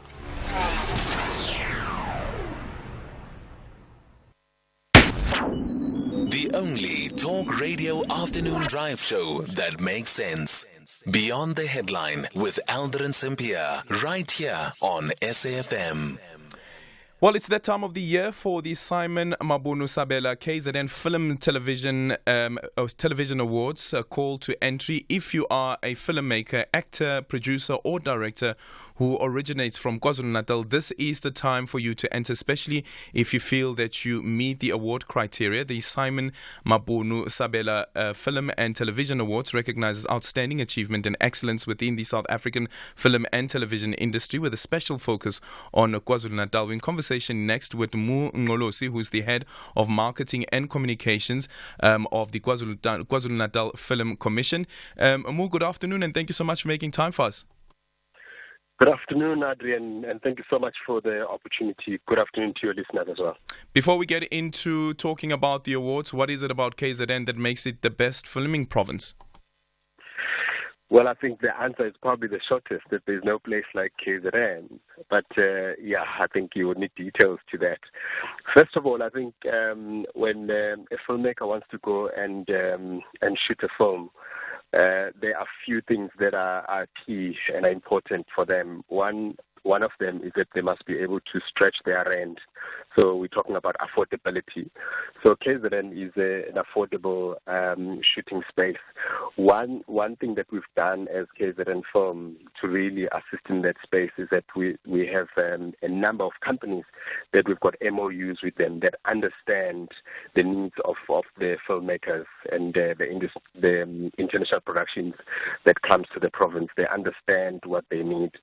So we are able to cut costs in terms of transport, in terms of other services like security, ambulance, insurance, hotels, and the rest of it. We've got MOUs with the airlines and a number of them. And really this is just playing on the cost, making sure that the rent that you have, you're able to stretch it further. But also, second thing that you want to have is the best location in terms of the look and feel.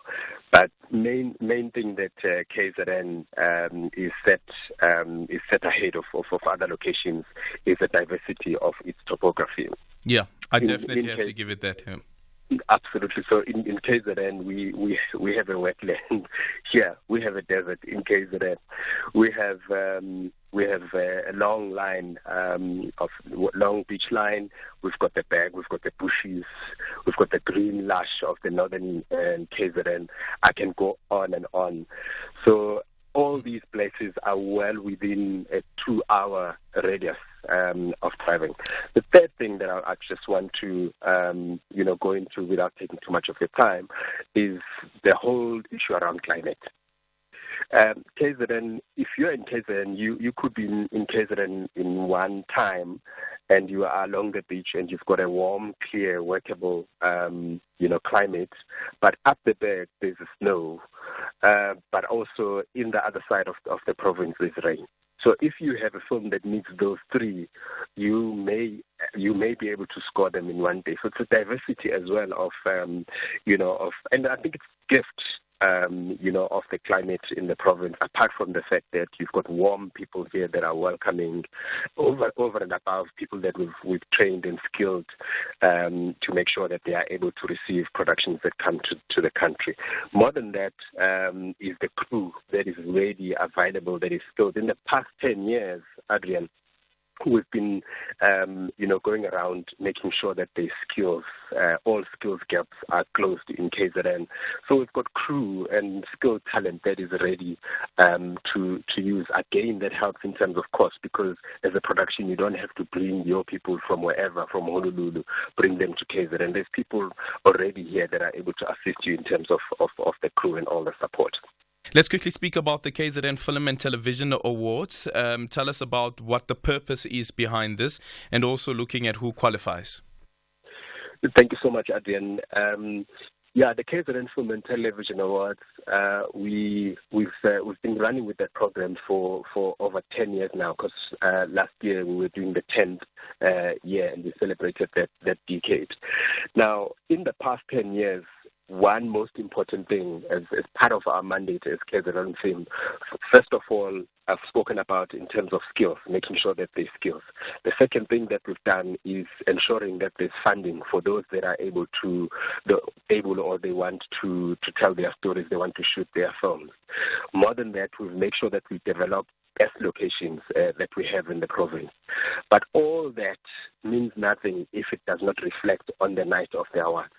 The KZN Film and Television Awards, they were made purely for the purpose of reflecting on the strides that we've made in terms of the development of the province. In that night, we are able to see that there are stories in KZN, the diversity of stories that are coming to KZN in terms of film. We are able to see talent, in that night. We're also able to see the locations in the province. So the awards, the pure purpose of it is really to reflect that, but more than anything is to celebrate the craft and the talent of the industry and be able to honor the best of the best in the talent of filmmaking. Okay, Mo, let's just quickly go to the news. When we come back, we'll look at the new categories that you've introduced and also the awards that cater for people living with disabilities. That conversation is coming up just after the news. It's 5 o'clock. Independent and impartial. This is SAFM News. 3 people killed in Joburg shooting, and Rise Mzansi receives the most donations. Good day to you. Police have confirmed that 3 people, including a university student, have been declared dead following a shooting in Braamfontein in Johannesburg. It's reported that an unknown suspect shot 2 men sitting inside a parked car. A university bus was also caught in the gunfire, resulting in the death of the student. Another student who was also shot at was rushed to hospital for medical treatment. Police spokesperson Dimokatsa Nebahulwi.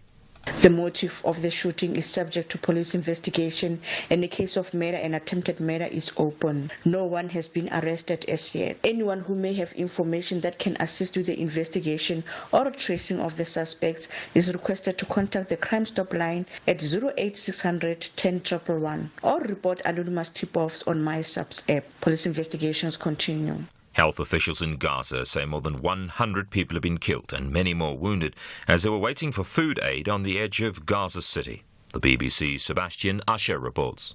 The aftermath of the incident shows the dead and wounded, some lying on the trucks that had come to deliver aid. Palestinian eyewitnesses say that Israeli soldiers opened fire as thousands of people were gathered waiting for the desperately needed supplies.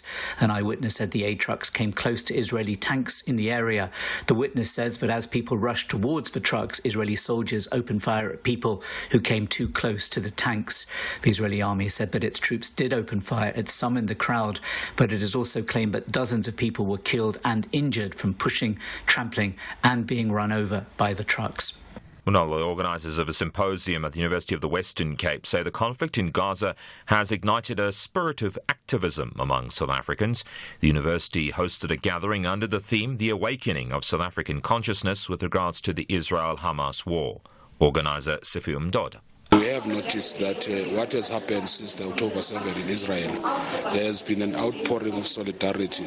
So quite a lot of people have woken up from a political slumber, where you find that there's been also a solidarity that is expressed by entities that normally are not seen to be holding hands, where you can see progressive Jews, Muslims, and Christians standing shoulder to shoulder condemning the genocide. New kid on the block, Rise Mzansi's declared the highest value of donations totalling over 16 million rand to the IEC for the third quarter of the financial year. This covers the period of October 1st to December 31st last year. Rise Mzansi, who received the last chunk of their donation from Rebecca Oppenheimer, was followed by Action SA, which received just under 14 million rand, while the ANC received 10 million rand. Trailing behind the governing party is another new entrant, Bossa, which is led by Musi Maimane, which got 8.5 million rand. Gayton Mackenzie's Patriotic Alliance received over 7 million rand, while the DA got 2 million rand, followed by the IFP with close to 200,000 rand. The Multi-Party Democracy Fund received a contribution of 5 million rand to be distributed among political parties. The future of a major piece of legislation dealing with the future of the SABC hangs in the balance as the Communications Committee in Parliament awaits legal opinion on the way forward. Public hearings, which were scheduled to resume in February, have since been postponed. The committee says there's a possibility that the SABC bill will be transferred to the next Parliament after the elections, as it may be too late to process in the current term. However, civil society groups have called for the draft legislation to be withdrawn. Many are citing a lack of proper provision for a funding model as a major weakness in the bill, as well as concerns about editorial independence. Sianda Seatula is from the organisation Save Our SABC. The bill has got no funding model. Instead, it proposes a funding model framework that the minister has about 3 years to develop. And the SABC is in a financial crisis and it needs immediate remedies. And another issue, that is also big is the fact that this particular bill proposes that, the editor-in-chief should be the CEO instead of the head of news of the SABC. And we know that the CEO has got no journalistic background. The top story, police have confirmed that 3 people, including a university student, have been declared dead following a shooting in Braamfontein in Johannesburg. That's SAFM News. I'm Greg Gous. And coming up in your sports this hour, Saudi football body suspends and fines Ronaldo over gesture, and Gayle hopes that T20 World Cup can help cricket crack US market. More details at 5:30. SAFM, guiding you through the rush hour traffic. Yeah, it is very heavy in the Braamfontein area today following that shooting. Bertha Street is closed. That's effectively Jan Smuts Avenue. So from the bridge through to Empire Road, that section of Jan Smuts is closed both ways at the actual crime scene. Jorrison Street also closed in that area as well. So a very heavy backlog going on in and around that Braamfontein area. Around that crime scene you've been hearing about in the news today. Big traffic out towards the airport at Joburg. It's a crash on the R24 before the R21. Traffic parking back beyond Barber Road and getting back halfway towards sort of Edenvale. If you need flight connections, make sure you've got plenty of time, or you might want to scoot along the N12 and then up the R21 via Boksburg and Jet Park. Breakdown coming out of Pietermaritzburg near Market Road, so the run towards Durban stays busy, but it is looking a bit better.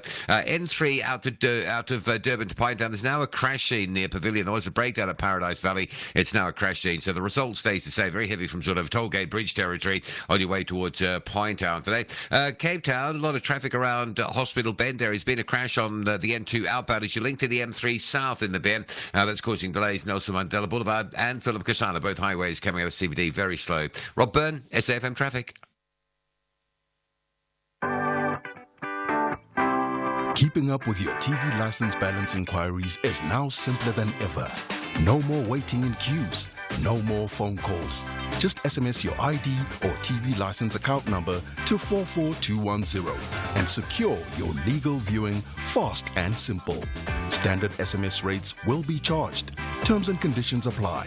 TV licenses. Pay yours. Make a difference. Nottingham Forest are navigating a path to the top half of the table. Has to be a goal from Hudson. Yes! There we go! Get in there! Wrap it up against West Ham United. While Liverpool focus on a massive strategy to be on the summit until the end of the season. Oh! That's outstanding! Liverpool have turned the game on its head. McAllister's thunderous cross. And Cody... Experience the Premier League contest between Nottingham Forest FC and Liverpool FC on Saturday, 2 March at 4:30 p.m. live on SABC3. Also available on SABC Plus and SABCSport.com. Hashtag We Love It Here. Brought to you by SABC Sport. For the love of the game. Going beyond the headline with Aldrin Sampear. If your partner decides to go and get a firearm, does that for you also mean it's the end of the relationship? She used to like her drink, and there would be some acrimony. She liked arguing. The moment she got that gun license, I said, I am out of here. I dumped her. I left. That was 2016. He has shown me the gun when we have our second meeting, and I just felt like how come you go around carrying a gun and then you are even showing me what does that mean? I'm sorry, my kids are young, sorry. It's just the way that you phrase that as well. Hashtag SAFMBTH. It's 9 minutes after 5 o'clock. Let's quickly conclude the conversation that we started before we went to the news with Mu Ngolosi, who is the Marketing and Communications Manager at the KZN Film Commission. And we're looking at the Simon Mabunu Sabela KZN Film Television Awards, but specifically focusing on the call to entry. And Mu, we're speaking about the new categories that you are introducing and also how people can enter. No, thank you so much, Adrian. It's been a call from the industry that we start really looking at the technical awards, which is something that we have not done in the past 10 years. And so this year we've started to phase in some of the technical awards. That is behind the scenes of craft. So we've got the cinematography as one new one that has come through, production design. We've also introduced the best Pan-African film, which looks at the feature film throughout Africa. And so we've also broken down the micro budget into made for TV as well as micro budget, and that's new. The other one that we've put together is the one that looks at the best use of the location in KZN, and we've lumped it together, whether it's a music video. Contrary to the fact that we just the Film and Television Awards, we are also looking at the use of the locations in KZN in the music video. So we're also looking at that. Those are some of the few new categories that we've introduced this year. And how do people enter? To enter, very easy. People have to go to our website. Our website is www.kznfilm.co.za. When they go there, they go to the awards tab, and they will get guidelines there, and they will also get the entry forms. One thing that's very important about the guidelines as well as the entry forms, first of all, they must go through it, read it nicely. But when they fill in the entry forms, at the end, there's a checklist that they need to check and make sure they've submitted all the documentation. So that's very important. But also, people can contact us through our social media plugs. One, X Twitter as well as Instagram is at KZN Film. At KZN Film. And then Facebook is the full name, KwaZulu-Natal Film Commission. We also have TikTok. We also have LinkedIn. So in all these platforms, people can link us and get to the information as to how to enter. Okay. And the award that caters for people with disabilities?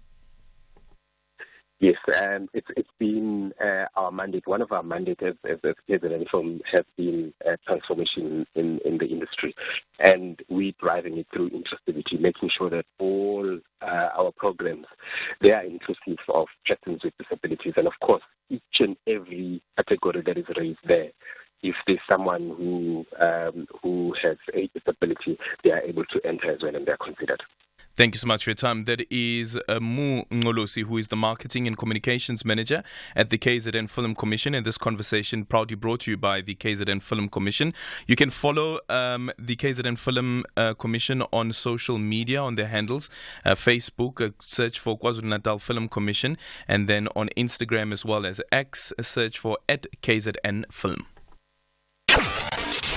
Across South Africa, online and on radio. SAFM, let's talk. Okay, we have a bit of a guest swap that we have had to make. So we're going to give you an update with regard to that in the next short while. 0614104107. SAFM 104 to 107 nationwide. Leading the conversation. Good afternoon, Aldrin. Aldrin, you are saying, guys, we black people are disadvantaged. How? How long have been black men from Nelson Mandela, Thabo Mbeki, Kgalema Motlanthe, Jacob Zuma, Cyril Ramaphosa, 5 presidents have failed black people? And now you need to blame you go and blame white people for the failure of black people. This BEE was set up long time ago. If it was going to be a success for black people, we should be successful right now. Today, there is no black bank that have been established by black people. All you do, you want to shove black people into high offices of white people's established bank. Why can't we establish our own as black people so that we can have this transformation that we're talking about? Why must we make a transformation in a foreign established thing? Thank you. So here's the point that you need to realize. If you look at the apartheid spatial planning, one, that disadvantages black people. They're far away from where economic activity is happening. 2, if you compare how many black people use or rely on public transportation versus how many white people, you will see that in majority it is black people. And then on top of that, look at, for instance, the railway line and how the railway line has been destroyed. Yes, you can blame the government and blame the state.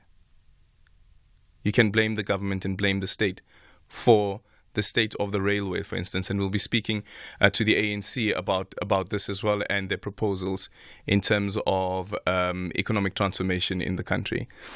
But you can't deny that black people have been disadvantaged and continue to be disadvantaged, just focusing as an example on apartheid spatial planning. If you look at the stats once again, look at what Stats SA tell you about the amount of money that people spend on public transport just to get to work. Just to get to work. They don't even have money to save. They don't have money to save. And this is now speaking about people who live in the townships, people who live in rural areas. We need to take all of these things into consideration and ask yourself once again, how are black people being disadvantaged? How are black people being disadvantaged? You ask about opening your own banks. Do you know what the balance is that you need to deposit at the Reserve Bank to open your own bank? And how many South Africans, black South Africans, have that type of money to open their own banks? 0614104107, and you can also drop me an X at Aldrin Sampear. #SAFMBTH. Well, we're in conversation now with ANC NEC member and a member of the subcommittee on economic transformation of the ANC, Malusi Gigaba, who's also the former finance minister of the country. As we normally do on a Thursday leading up to the elections, is that we focus on the manifesto of political parties with their promises, but we zoom in on the economic policy proposals that are being made by these political parties. And today our focus is going to be on the ANC, which launched its manifesto over the weekend at Moses Mabhida Stadium. Among the things, the party has promised to create and sustain 2.5 million work opportunities over the next 5 years. But is that enough considering the country's high unemployment rate? The party has also vowed to accelerate land reform and redistribution to reduce asset inequality, given their status in South Africa's politics and the seminal role that the party continues to play since they took power in 1994. What more can they offer South Africans economically speaking? We're in conversation next with Malusi Gigaba, ANC NEC member and member of the ANC subcommittee on transformation, and also the country's former finance minister. Mr. Gigaba, good afternoon, and thank you so much for making time for us. Good afternoon, and thank you very much for the opportunity. So I was looking at the ANC's 2019 election manifesto, and we're going to start off with the question around land. And the ANC there speaks about the amendment of Section 25 of the Constitution to clearly define the Constitution under which expropriation of land without compensation can take place. And that amendment, of course, didn't happen. The ANC is again proposing that there needs to be measures that are put in place to accelerate land restitution as well as transformation around land ownership within the country. But does this mean that the ANC has given up on amending Section 25 of the Constitution? No, we haven't given up. Remember, that remains the policy position of the ANC, which was reaffirmed by the 2022 National Conference of the ANC. What we are doing is to disaggregate the interventions that we have to implement so that we don't wait for one form of intervention which might create the impression that we see it as a panacea that resolves all problems. We need to implement all the measures that we have to, given the fact that obviously for the amendment of Section 25, you need a two-thirds majority in parliament, which means that you need a majority of MPs to agree on the form of legislation or amendment that is being spoken about. So in this regard, we've not given up on the expropriation legislation, but what we are doing is to intensify the other measures that are available at the disposal of the state to implement land reform. Sure, but specifically on Section 25 of the Constitution, is it fair to say that the ANC has given up on amending that part of the Constitution and instead is going the expropriation bill route? No, remember, we haven't had a single form of land policy. Even as we were pursuing land expropriation, we were still going on with other forms of land restitution and reform programs which involve the redistribution of land to those who are landless. So we haven't given up on the amendment of Section 25. All we are saying is that we are going to pursue all the measures that we have at our disposal and those that will require us to continuously negotiate with the opposition. The issue of land in South Africa is fundamental to not only the struggle but the aspirations of the majority. It was only when land had been completely expropriated by the white minority that the oppression of the majority was complete. And so we need to reverse that and address the land hunger and injustice that our people are feeling. And any genuine liberation movement would never give up on the pursuit of land reform. I think we are aware of the constraints within which we operate as a result of the constitutional environment and the democratic settlement that was agreed to in 1994. But all of that notwithstanding, the compromises of 1994 were not supposed to be cast in stone and turned into a permanent feature. And that's why we are continuing to look for measures that are going to ensure that the Freedom Charter's injunction that the land shall be shared among those who work it is fulfilled. So does this mean that we should expect another proposal being tabled in Parliament for the amendment of Section 25 of the Constitution that will come from the ANC? Well, the ANC will certainly discuss that as part of its strategic planning after the elections. So that I think it would be sensible, it would be rational to expect that we are going to come back with new proposals.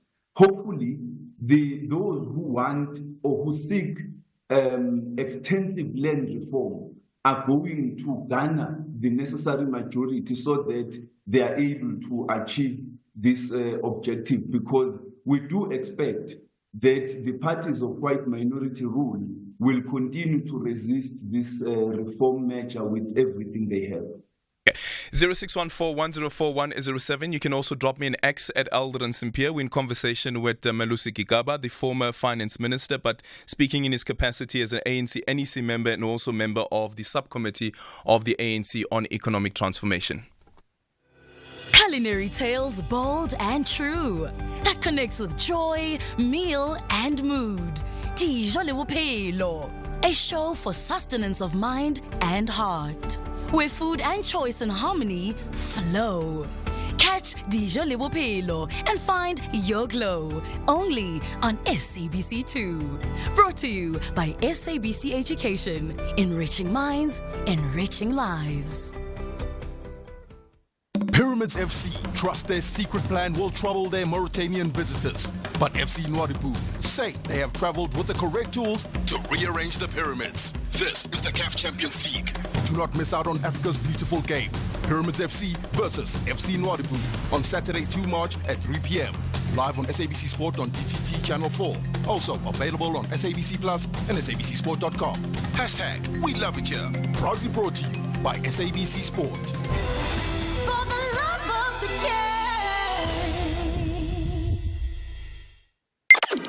Top Sport with Michael Abramson. The head of TLB Promotions, Joyce Kungwane. You heard the tragic news on the weekend about the CFO of Boxing South Africa, Kenneth Mamusadi. He was a man who looks as if he was doing really good things for boxing. He'd put a lot of his energy, his effort and his time and his commitment into the sport. Definitely. Michael, I just couldn't believe thinking of the person he is. I mean, Kenneth was very, very quiet, soft-spoken. He had so much cooperation. I could call him anytime. He would assist me because as the CFO, that's the man that was in charge of us doing applications, especially when it comes to payment. Top Sport on SAFM. Hashtag SAFMBTH. 24 minutes after 5 o'clock, it is the interview. Our focus today is the ANC's manifesto ahead of the 29th of May elections. But we're zooming in, of course, on the economic policy proposals in conversation with Malusi Gigaba, ANC NEC member and also member of the ANC's subcommittee on economic transformation. I want to go now to the part around the aligned monetary, fiscal, trade and trade policy, along with transformation of the financial sector to meet the basic needs and support job creation and industrialization. What is it about the financial sector that the ANC believes needs transformation?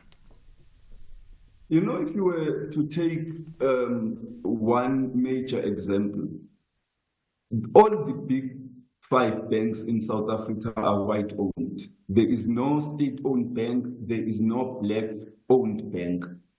I always wish that when Dr. Daniel Minele left the South African Reserve Bank, instead of going to ABSA, he had gone to he had been deployed to establish a black-owned bank and ensure that it functions, because he has an extensive understanding of the financial sector. So if you take that example, first, you will realize the challenge that we still have to ensure transformation in the financial sector. But there is a whole range of things that need transformation in the financial sector, including black and women participation in terms of ownership, in terms of management, and ensuring that the focus of the financial sector in South Africa is supportive of transformation and particularly capital investments, because we live in an environment where the dominance of the financial services in the global economy is characterized by short-term speculative investments which are not conducive to sustainable growth and job creation. And so that's what the ANC wants to focus on, to ensure that there is a sector, a financial services sector in South Africa, including the state-owned financial sector, your IDCs, your GEPF, your PICs, NEFs, that also play a significant role in supporting transformation, not just in the form of ownership, but in the form of creating sustainable, solid investments that are going to grow the South African economy. Because if the financial services is the dominant sector in South Africa today, or the services sector, it means that it has to play a significant role in supporting South Africa's development strategy and ensuring that all these policies that we are putting up here, because if you look at what the ANC proposes, the 2.5 million jobs that must be created through the expanded public works, that is what government must and will do. This is not yet the amount of jobs that must be created by the private sector through investing in capital projects and supporting infrastructure development. Sure, but the jobs of the expanded public works program, the minimum wage there is lower than the national minimum wage. Is this really something that the ANC would want to pride itself in and saying that we want to create more job opportunities in the expanded public works program, where people are earning far less than what the minimum wage that has been set by the ANC-led government? The expanded public works program is actually similar or a part of the social wage program of the ANC. It's part of ensuring that you create capability for people to be able to earn a living and do whatever that they wish to do as part of the totality of the social wage that government provides, including free education, the nutrition scheme, the social grants, and other such measures.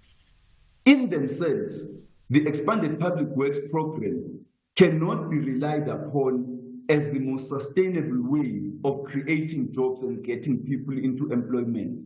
But part of what it does is to ensure, as part of this capability expansion, that it gives those who are involved in it work experience, so that if they are to find employment in the private sector, they will not come empty-handed.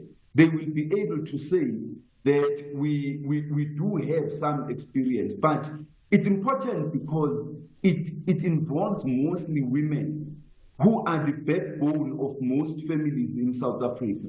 Yep. And so it's a very crucial intervention, even though it's not yet able to pay them the minimum wage as was agreed to in NATLEC.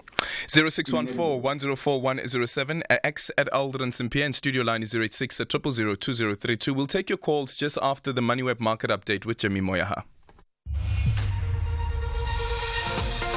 And in the news headlines, Wits University says none of its students or staff were injured in the shooting incident that occurred in Braamfontein in Johannesburg. Opposition parties in Limpopo have accused the Premier of misleading the public during his State of the Province address.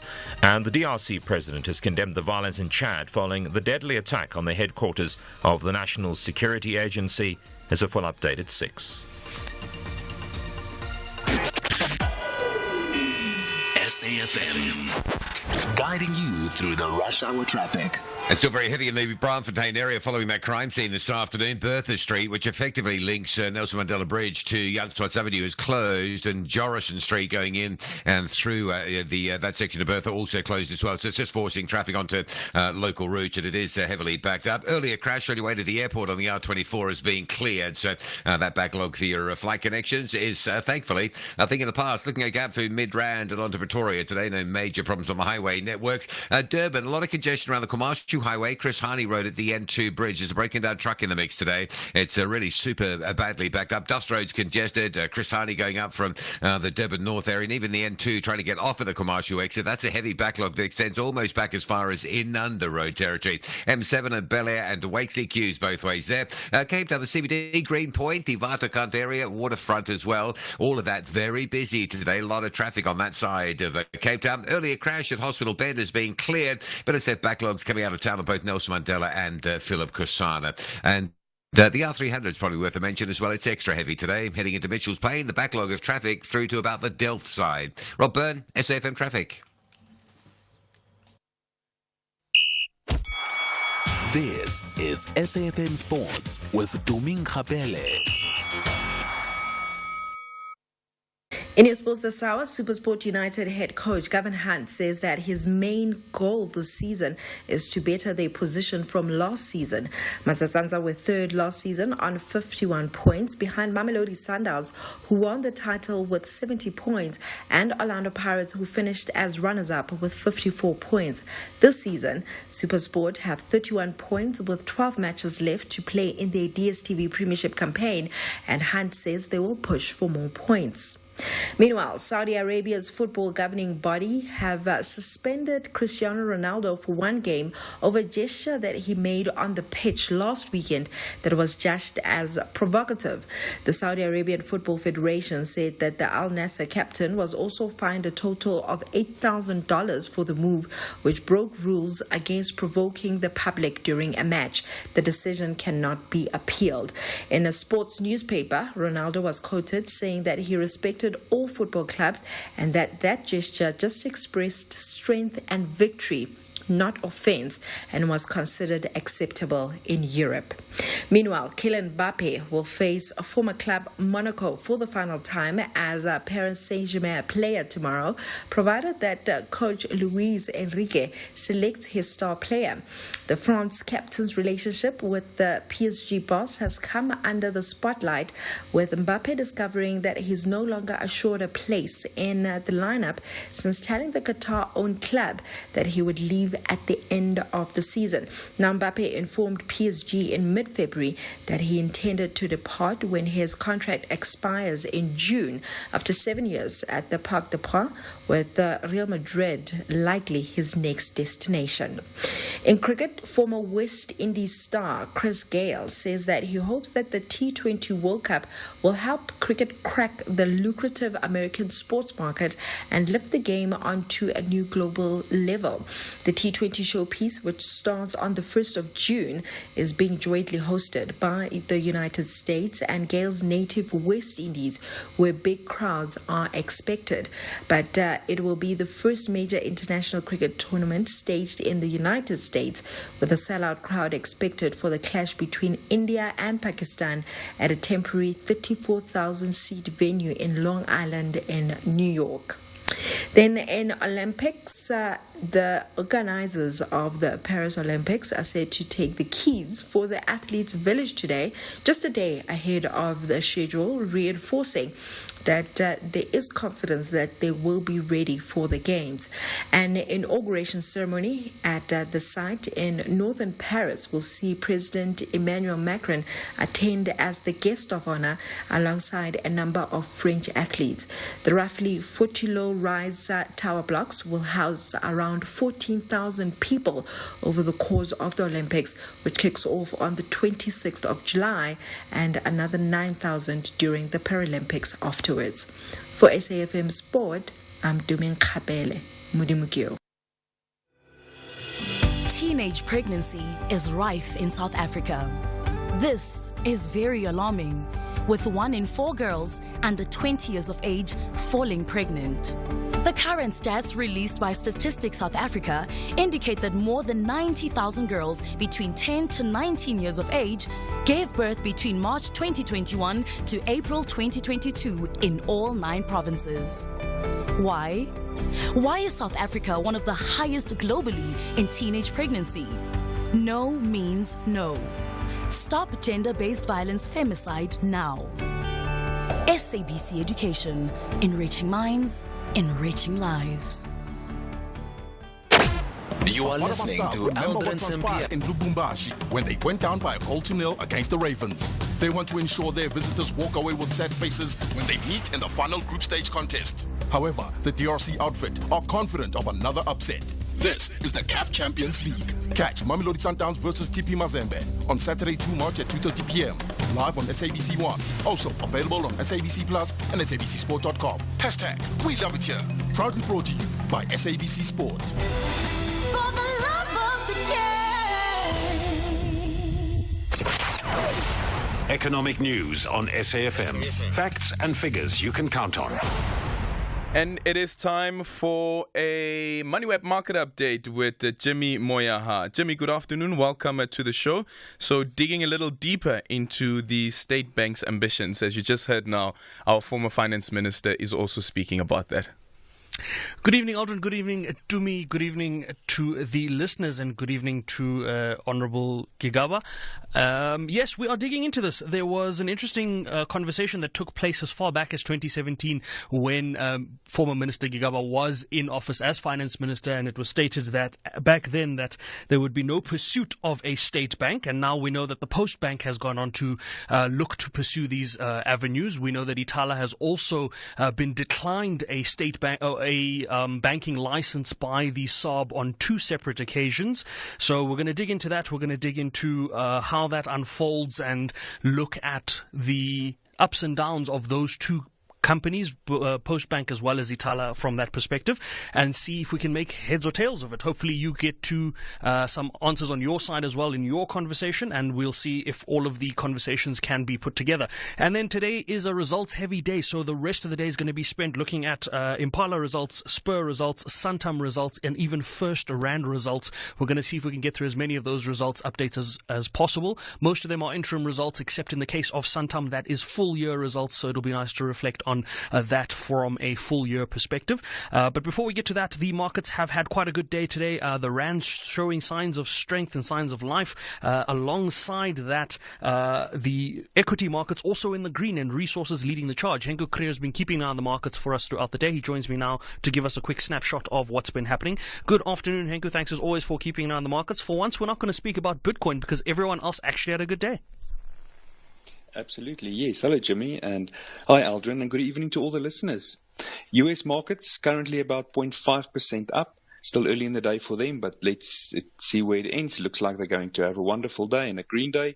And European stocks finished in the mix with the FTSE 100 and the DAX each about 0.5% up, but the CAC 40 in France finished the day 0.1% weaker.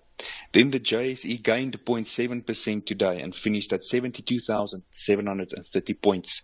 The industrial index was 0.2% up. The resources index looking very nice, 2% stronger at the end of the day, and the financial index finished 0.7% stronger. Some of the companies that had a great day were Richmond and Glencore. They finished the day 2% stronger, and then BHP, Anglo and First Rand each gained 1%. But on the weaker side of things, Standard Bank and AB InBev each lost 1.5%. But not as much as a company by the name of Alphaman, which finished today 9% weaker. Then equities, Motors and Spar each lost 2.5%. And Truist, Supergroup, as well as the Fushini Group each lost 1.8%. Back to some good positive news. Goldfields, as well as DRD Gold, had a wonderful day, finishing 5% stronger. South 32 and Harmony each gained 4%. And Anglo Gold and Sanlam each finished the day 2.5% stronger. On the commodities market, the price of gold is $2,050 an ounce. Silver is trading at $22.70. Platinum now $890, and palladium $950 an ounce. The price of Brent crude is now trading at $82.20 a barrel, and the rand looking up today, now trading at 19 Rand 17 cents to the US dollar, 24 Rand 29 to the pound, 20 Rand 78 to the euro, and 12 Rand 50 to the Australian dollar.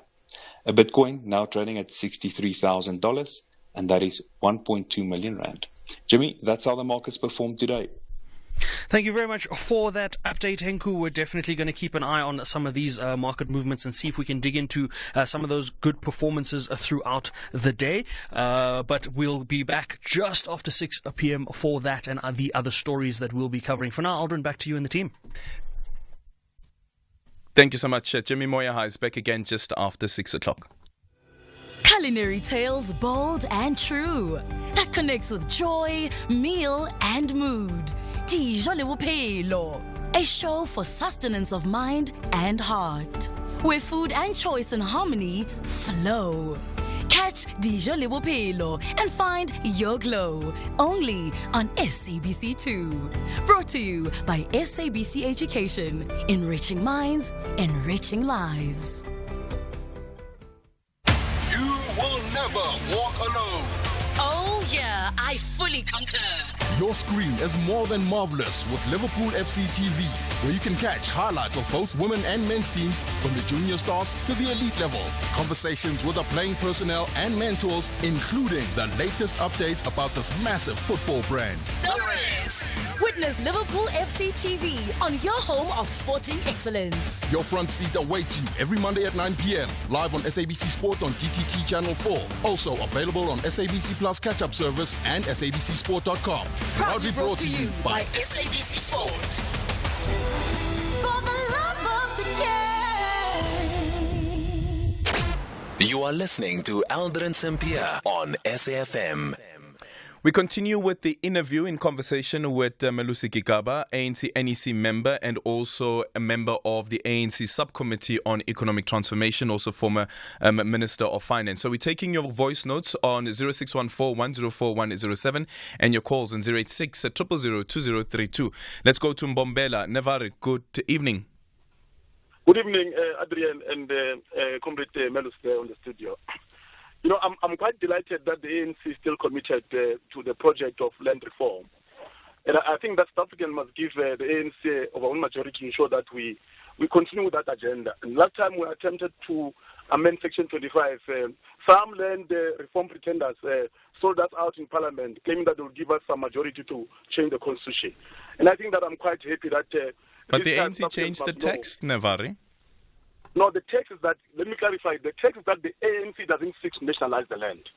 The ANC seeks to give South Africans the land, not to ANC to own the land through the state. That can't work because it means that you are nationalizing the land. We need to give our people title deeds, a security of tenure, Adrian. That's what the ANC seeks to do. The EFF wants us to nationalize the land. We can't because already the state has the land in its disposal.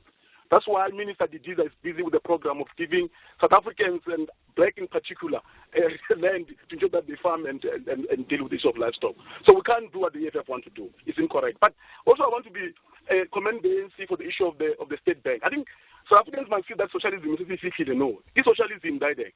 Because what it means is that the state will be able to ensure that they lend our people money in a lower rate than the commercial bank that they're doing now. I think I'm really happy that the ANC is still doing what it's doing. Very progressive, but in line with what we have said. We need to change the lives of our people to the better. Thank you very much. Thank you. Nevari there from Bombela. Chico is joining us from Soweto. Good evening.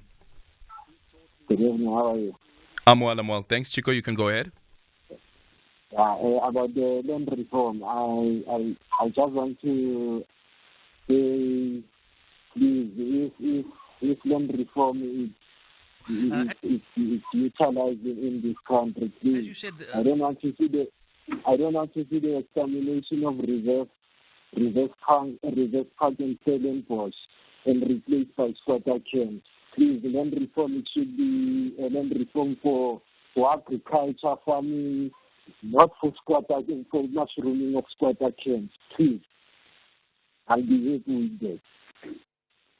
Thank you so much. That is Chico there joining us from Soweto. 0614-104-107, and you can drop me an X at Aldrin Sampear.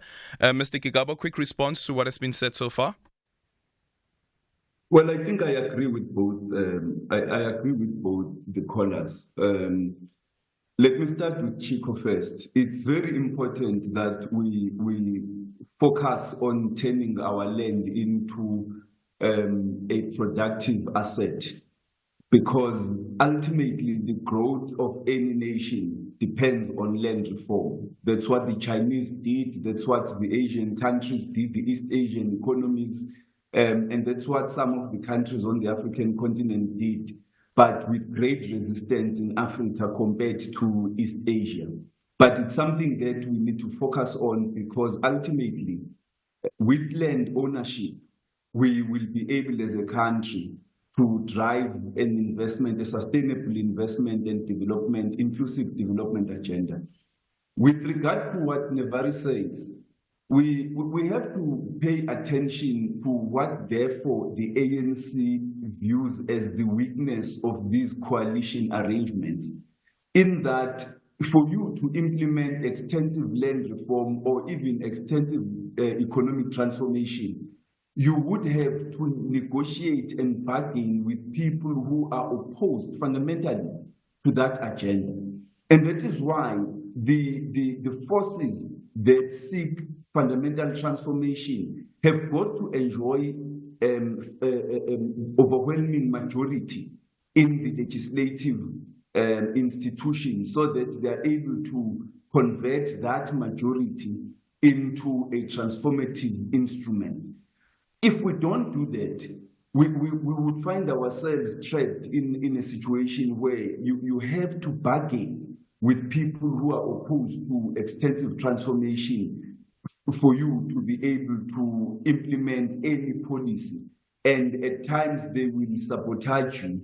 And so it's necessary that the political organizations that want fundamental transformation have got to work together in order to deny the opponents of transformation any leverage to sabotage transformation.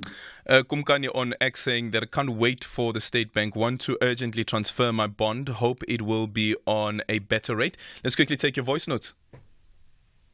For the State Bank. Want to urgently transfer my bond.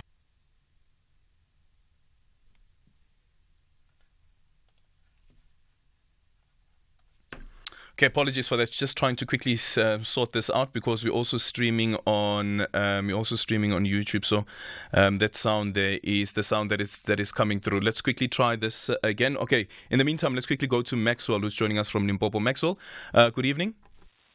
Good evening, Aldrin. Two things. As a young person, a young black person who's hungry for opportunities in South Africa, a state bank for me would be,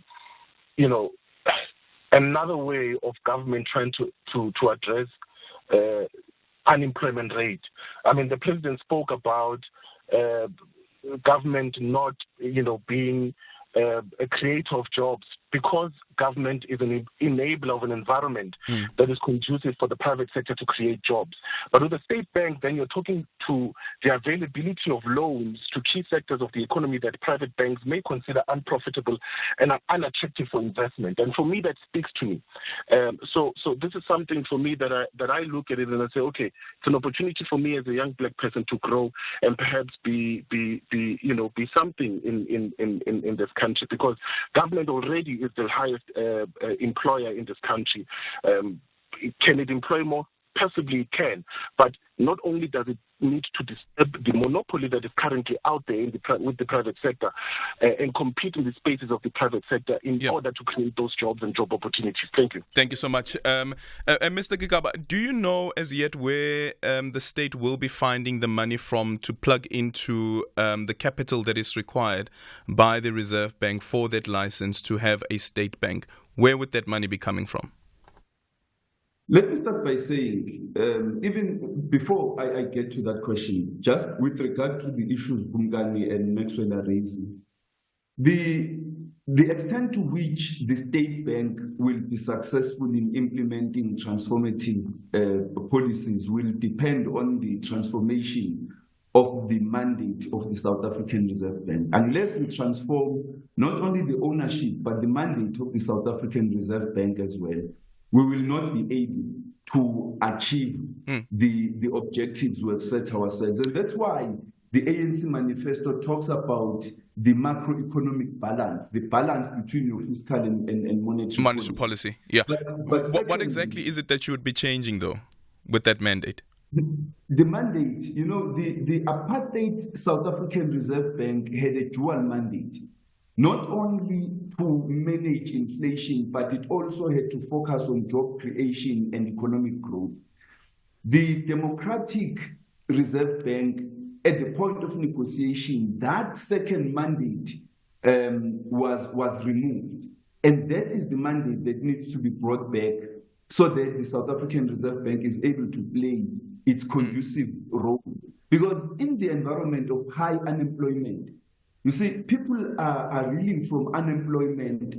The cost of living is high, but at the same time, the interest rates are rising. You actually are suffocating the middle class. You are suffocating young people who are coming into employment for the first time. They won't be able to buy houses and accumulate assets and property. So you need the Reserve Bank to be able to have a basket of policies through which it can alleviate these pressures and even, when necessary, lend government money so that it's able to address developmental programs. The second issue is the transformation of the financial sector, because the State Bank on its own is not going to play this role. It will find itself encircled in a web of anti-transformation institutions that have far greater legacy than it does, a longer legacy than it does. So where the government will get money to capitalize the State Bank, it's through various instruments, and one of those instruments is through the accounts held by various government departments through the allocations that the Minister of Finance provided last week. So there are possibilities for this to happen, and it could also include your pension funds, so that instead of dispersing them through the different financial institutions, you would disperse them through the State Bank. So the capital is there. It's just a question of taking a bold decision and implementing that decision. And I think once we've gone through elections and are now looking at the implementation of the program after elections, we will take those decisions and move forward. Would that require an amendment of the Constitution at all? The mandate of the Reserve Bank probably would require the amendment of the Constitution, because it is stipulated currently in the Constitution. Yeah. But it's something which I think all political parties should be interested in, except those that are the adherents of the status quo. But I think we should be able to get the 2/3 majority we need to change the mandate of the Reserve Bank. Does it mean, though, in hindsight, that the former public protector, although of course she didn't have the authority to do so, was right in her argument that the mandate of the Reserve Bank needs to be amended? The argument is correct. The ANC National Conference itself, both in 2017, the conferences in 2022 have said as such. I think what really was a problem was the modality, the manner in which this was being undertaken. And I think that is the issue we need to address. Okay, 0614-104107. Let's take your voice notes.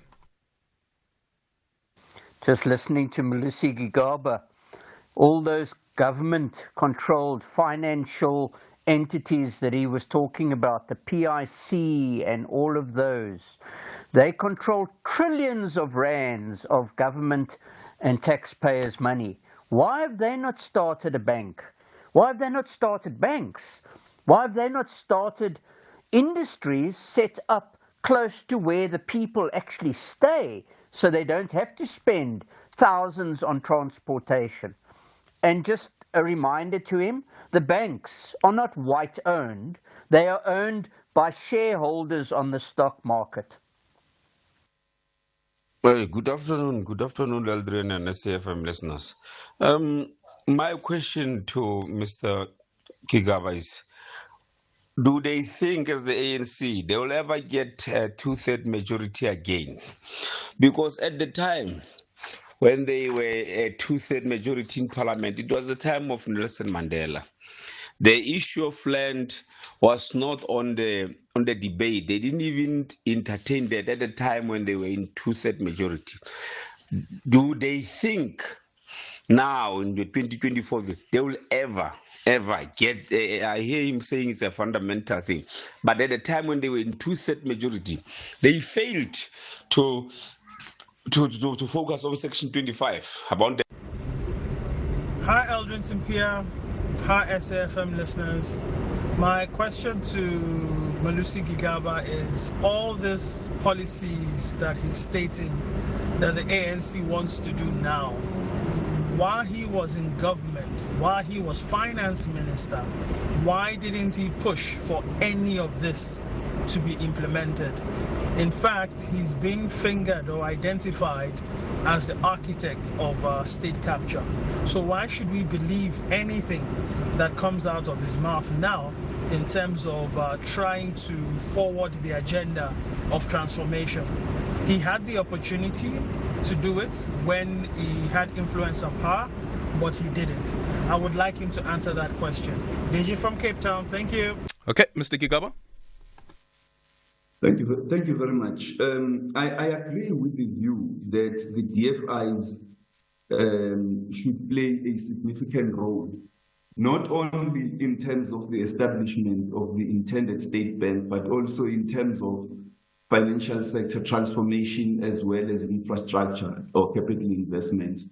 The Development Bank of Southern Africa is playing that role, the IDC to an extent, the PIC, all of them are playing some role towards financial sector transformation and capital investments, but they need to play a far bigger role than they are playing at the present moment. And any regulatory obstacles that are preventing them from doing so have got to be addressed by the relevant executive authorities. The ownership of the banks is, we must distinguish between the people who actually own the banks and those who own shares, because the various people who hold shares through the JSE do not contribute in the appointment of management, in the policies of these various institutions and so on, and therefore their ownership is dispersed. They are not able to use that ownership to transform both the individual banks as well as the financial sector as a whole. Will the ANC ever get a 2/3 majority again?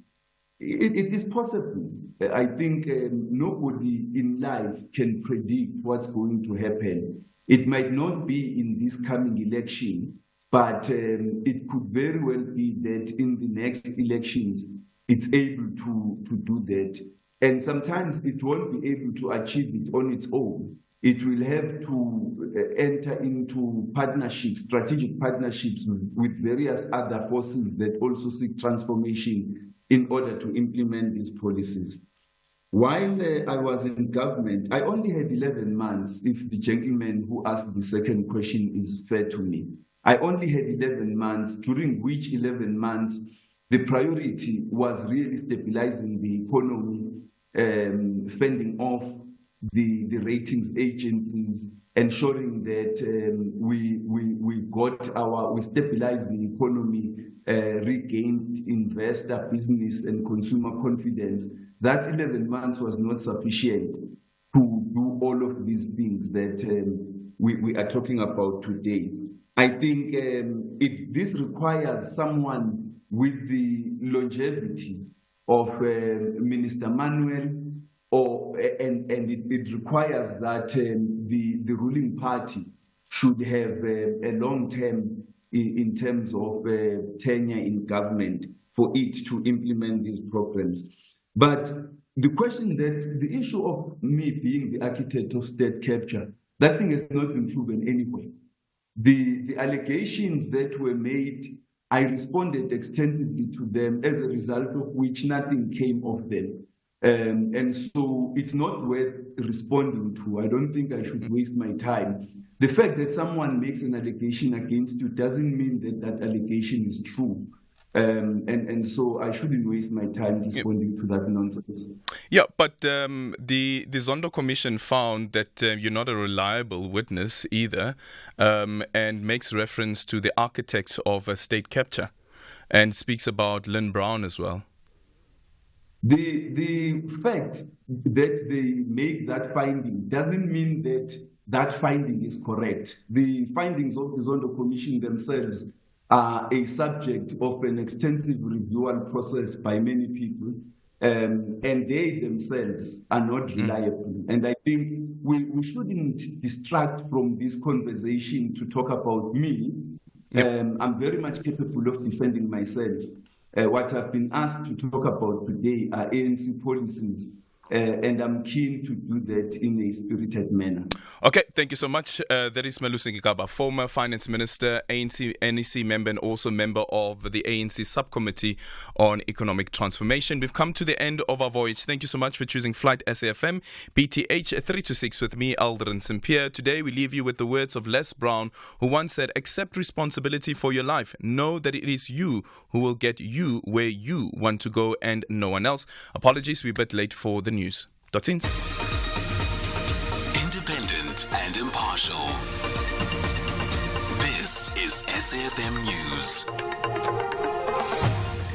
Wits University speaks on Joburg shooting in opposition party slam at Tabata Sopa. Good evening. Wits University says none of its students or staff were injured in the shooting incident that occurred in Braamfontein in Johannesburg. University says in a statement to staff and students that the incident may have been taxi-related. Police earlier confirmed that 3 people were declared dead following the shooting. Police spokesperson Dimokatsu Nebolu. The motive of the shooting is subject to police investigation, and the case of murder and attempted murder is open. No one has been arrested as yet. Anyone who may have information that can assist with the investigation or tracing of the suspects is requested to contact the Crime Stop line at 08600 10111 or report anonymous tip-offs on MySubs app. Police investigations continue.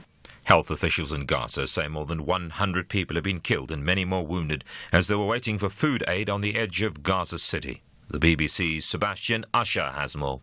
The aftermath of the incident shows the dead and wounded, some lying on the trucks that had come to deliver aid. Palestinian eyewitnesses say that Israeli soldiers opened fire as thousands of people were gathered waiting for the desperately needed supplies. An eyewitness said the aid trucks came close to Israeli tanks in the area. The witness says that as people rushed towards the trucks, Israeli soldiers opened fire at people who came too close to the tanks. The Israeli army said that its troops did open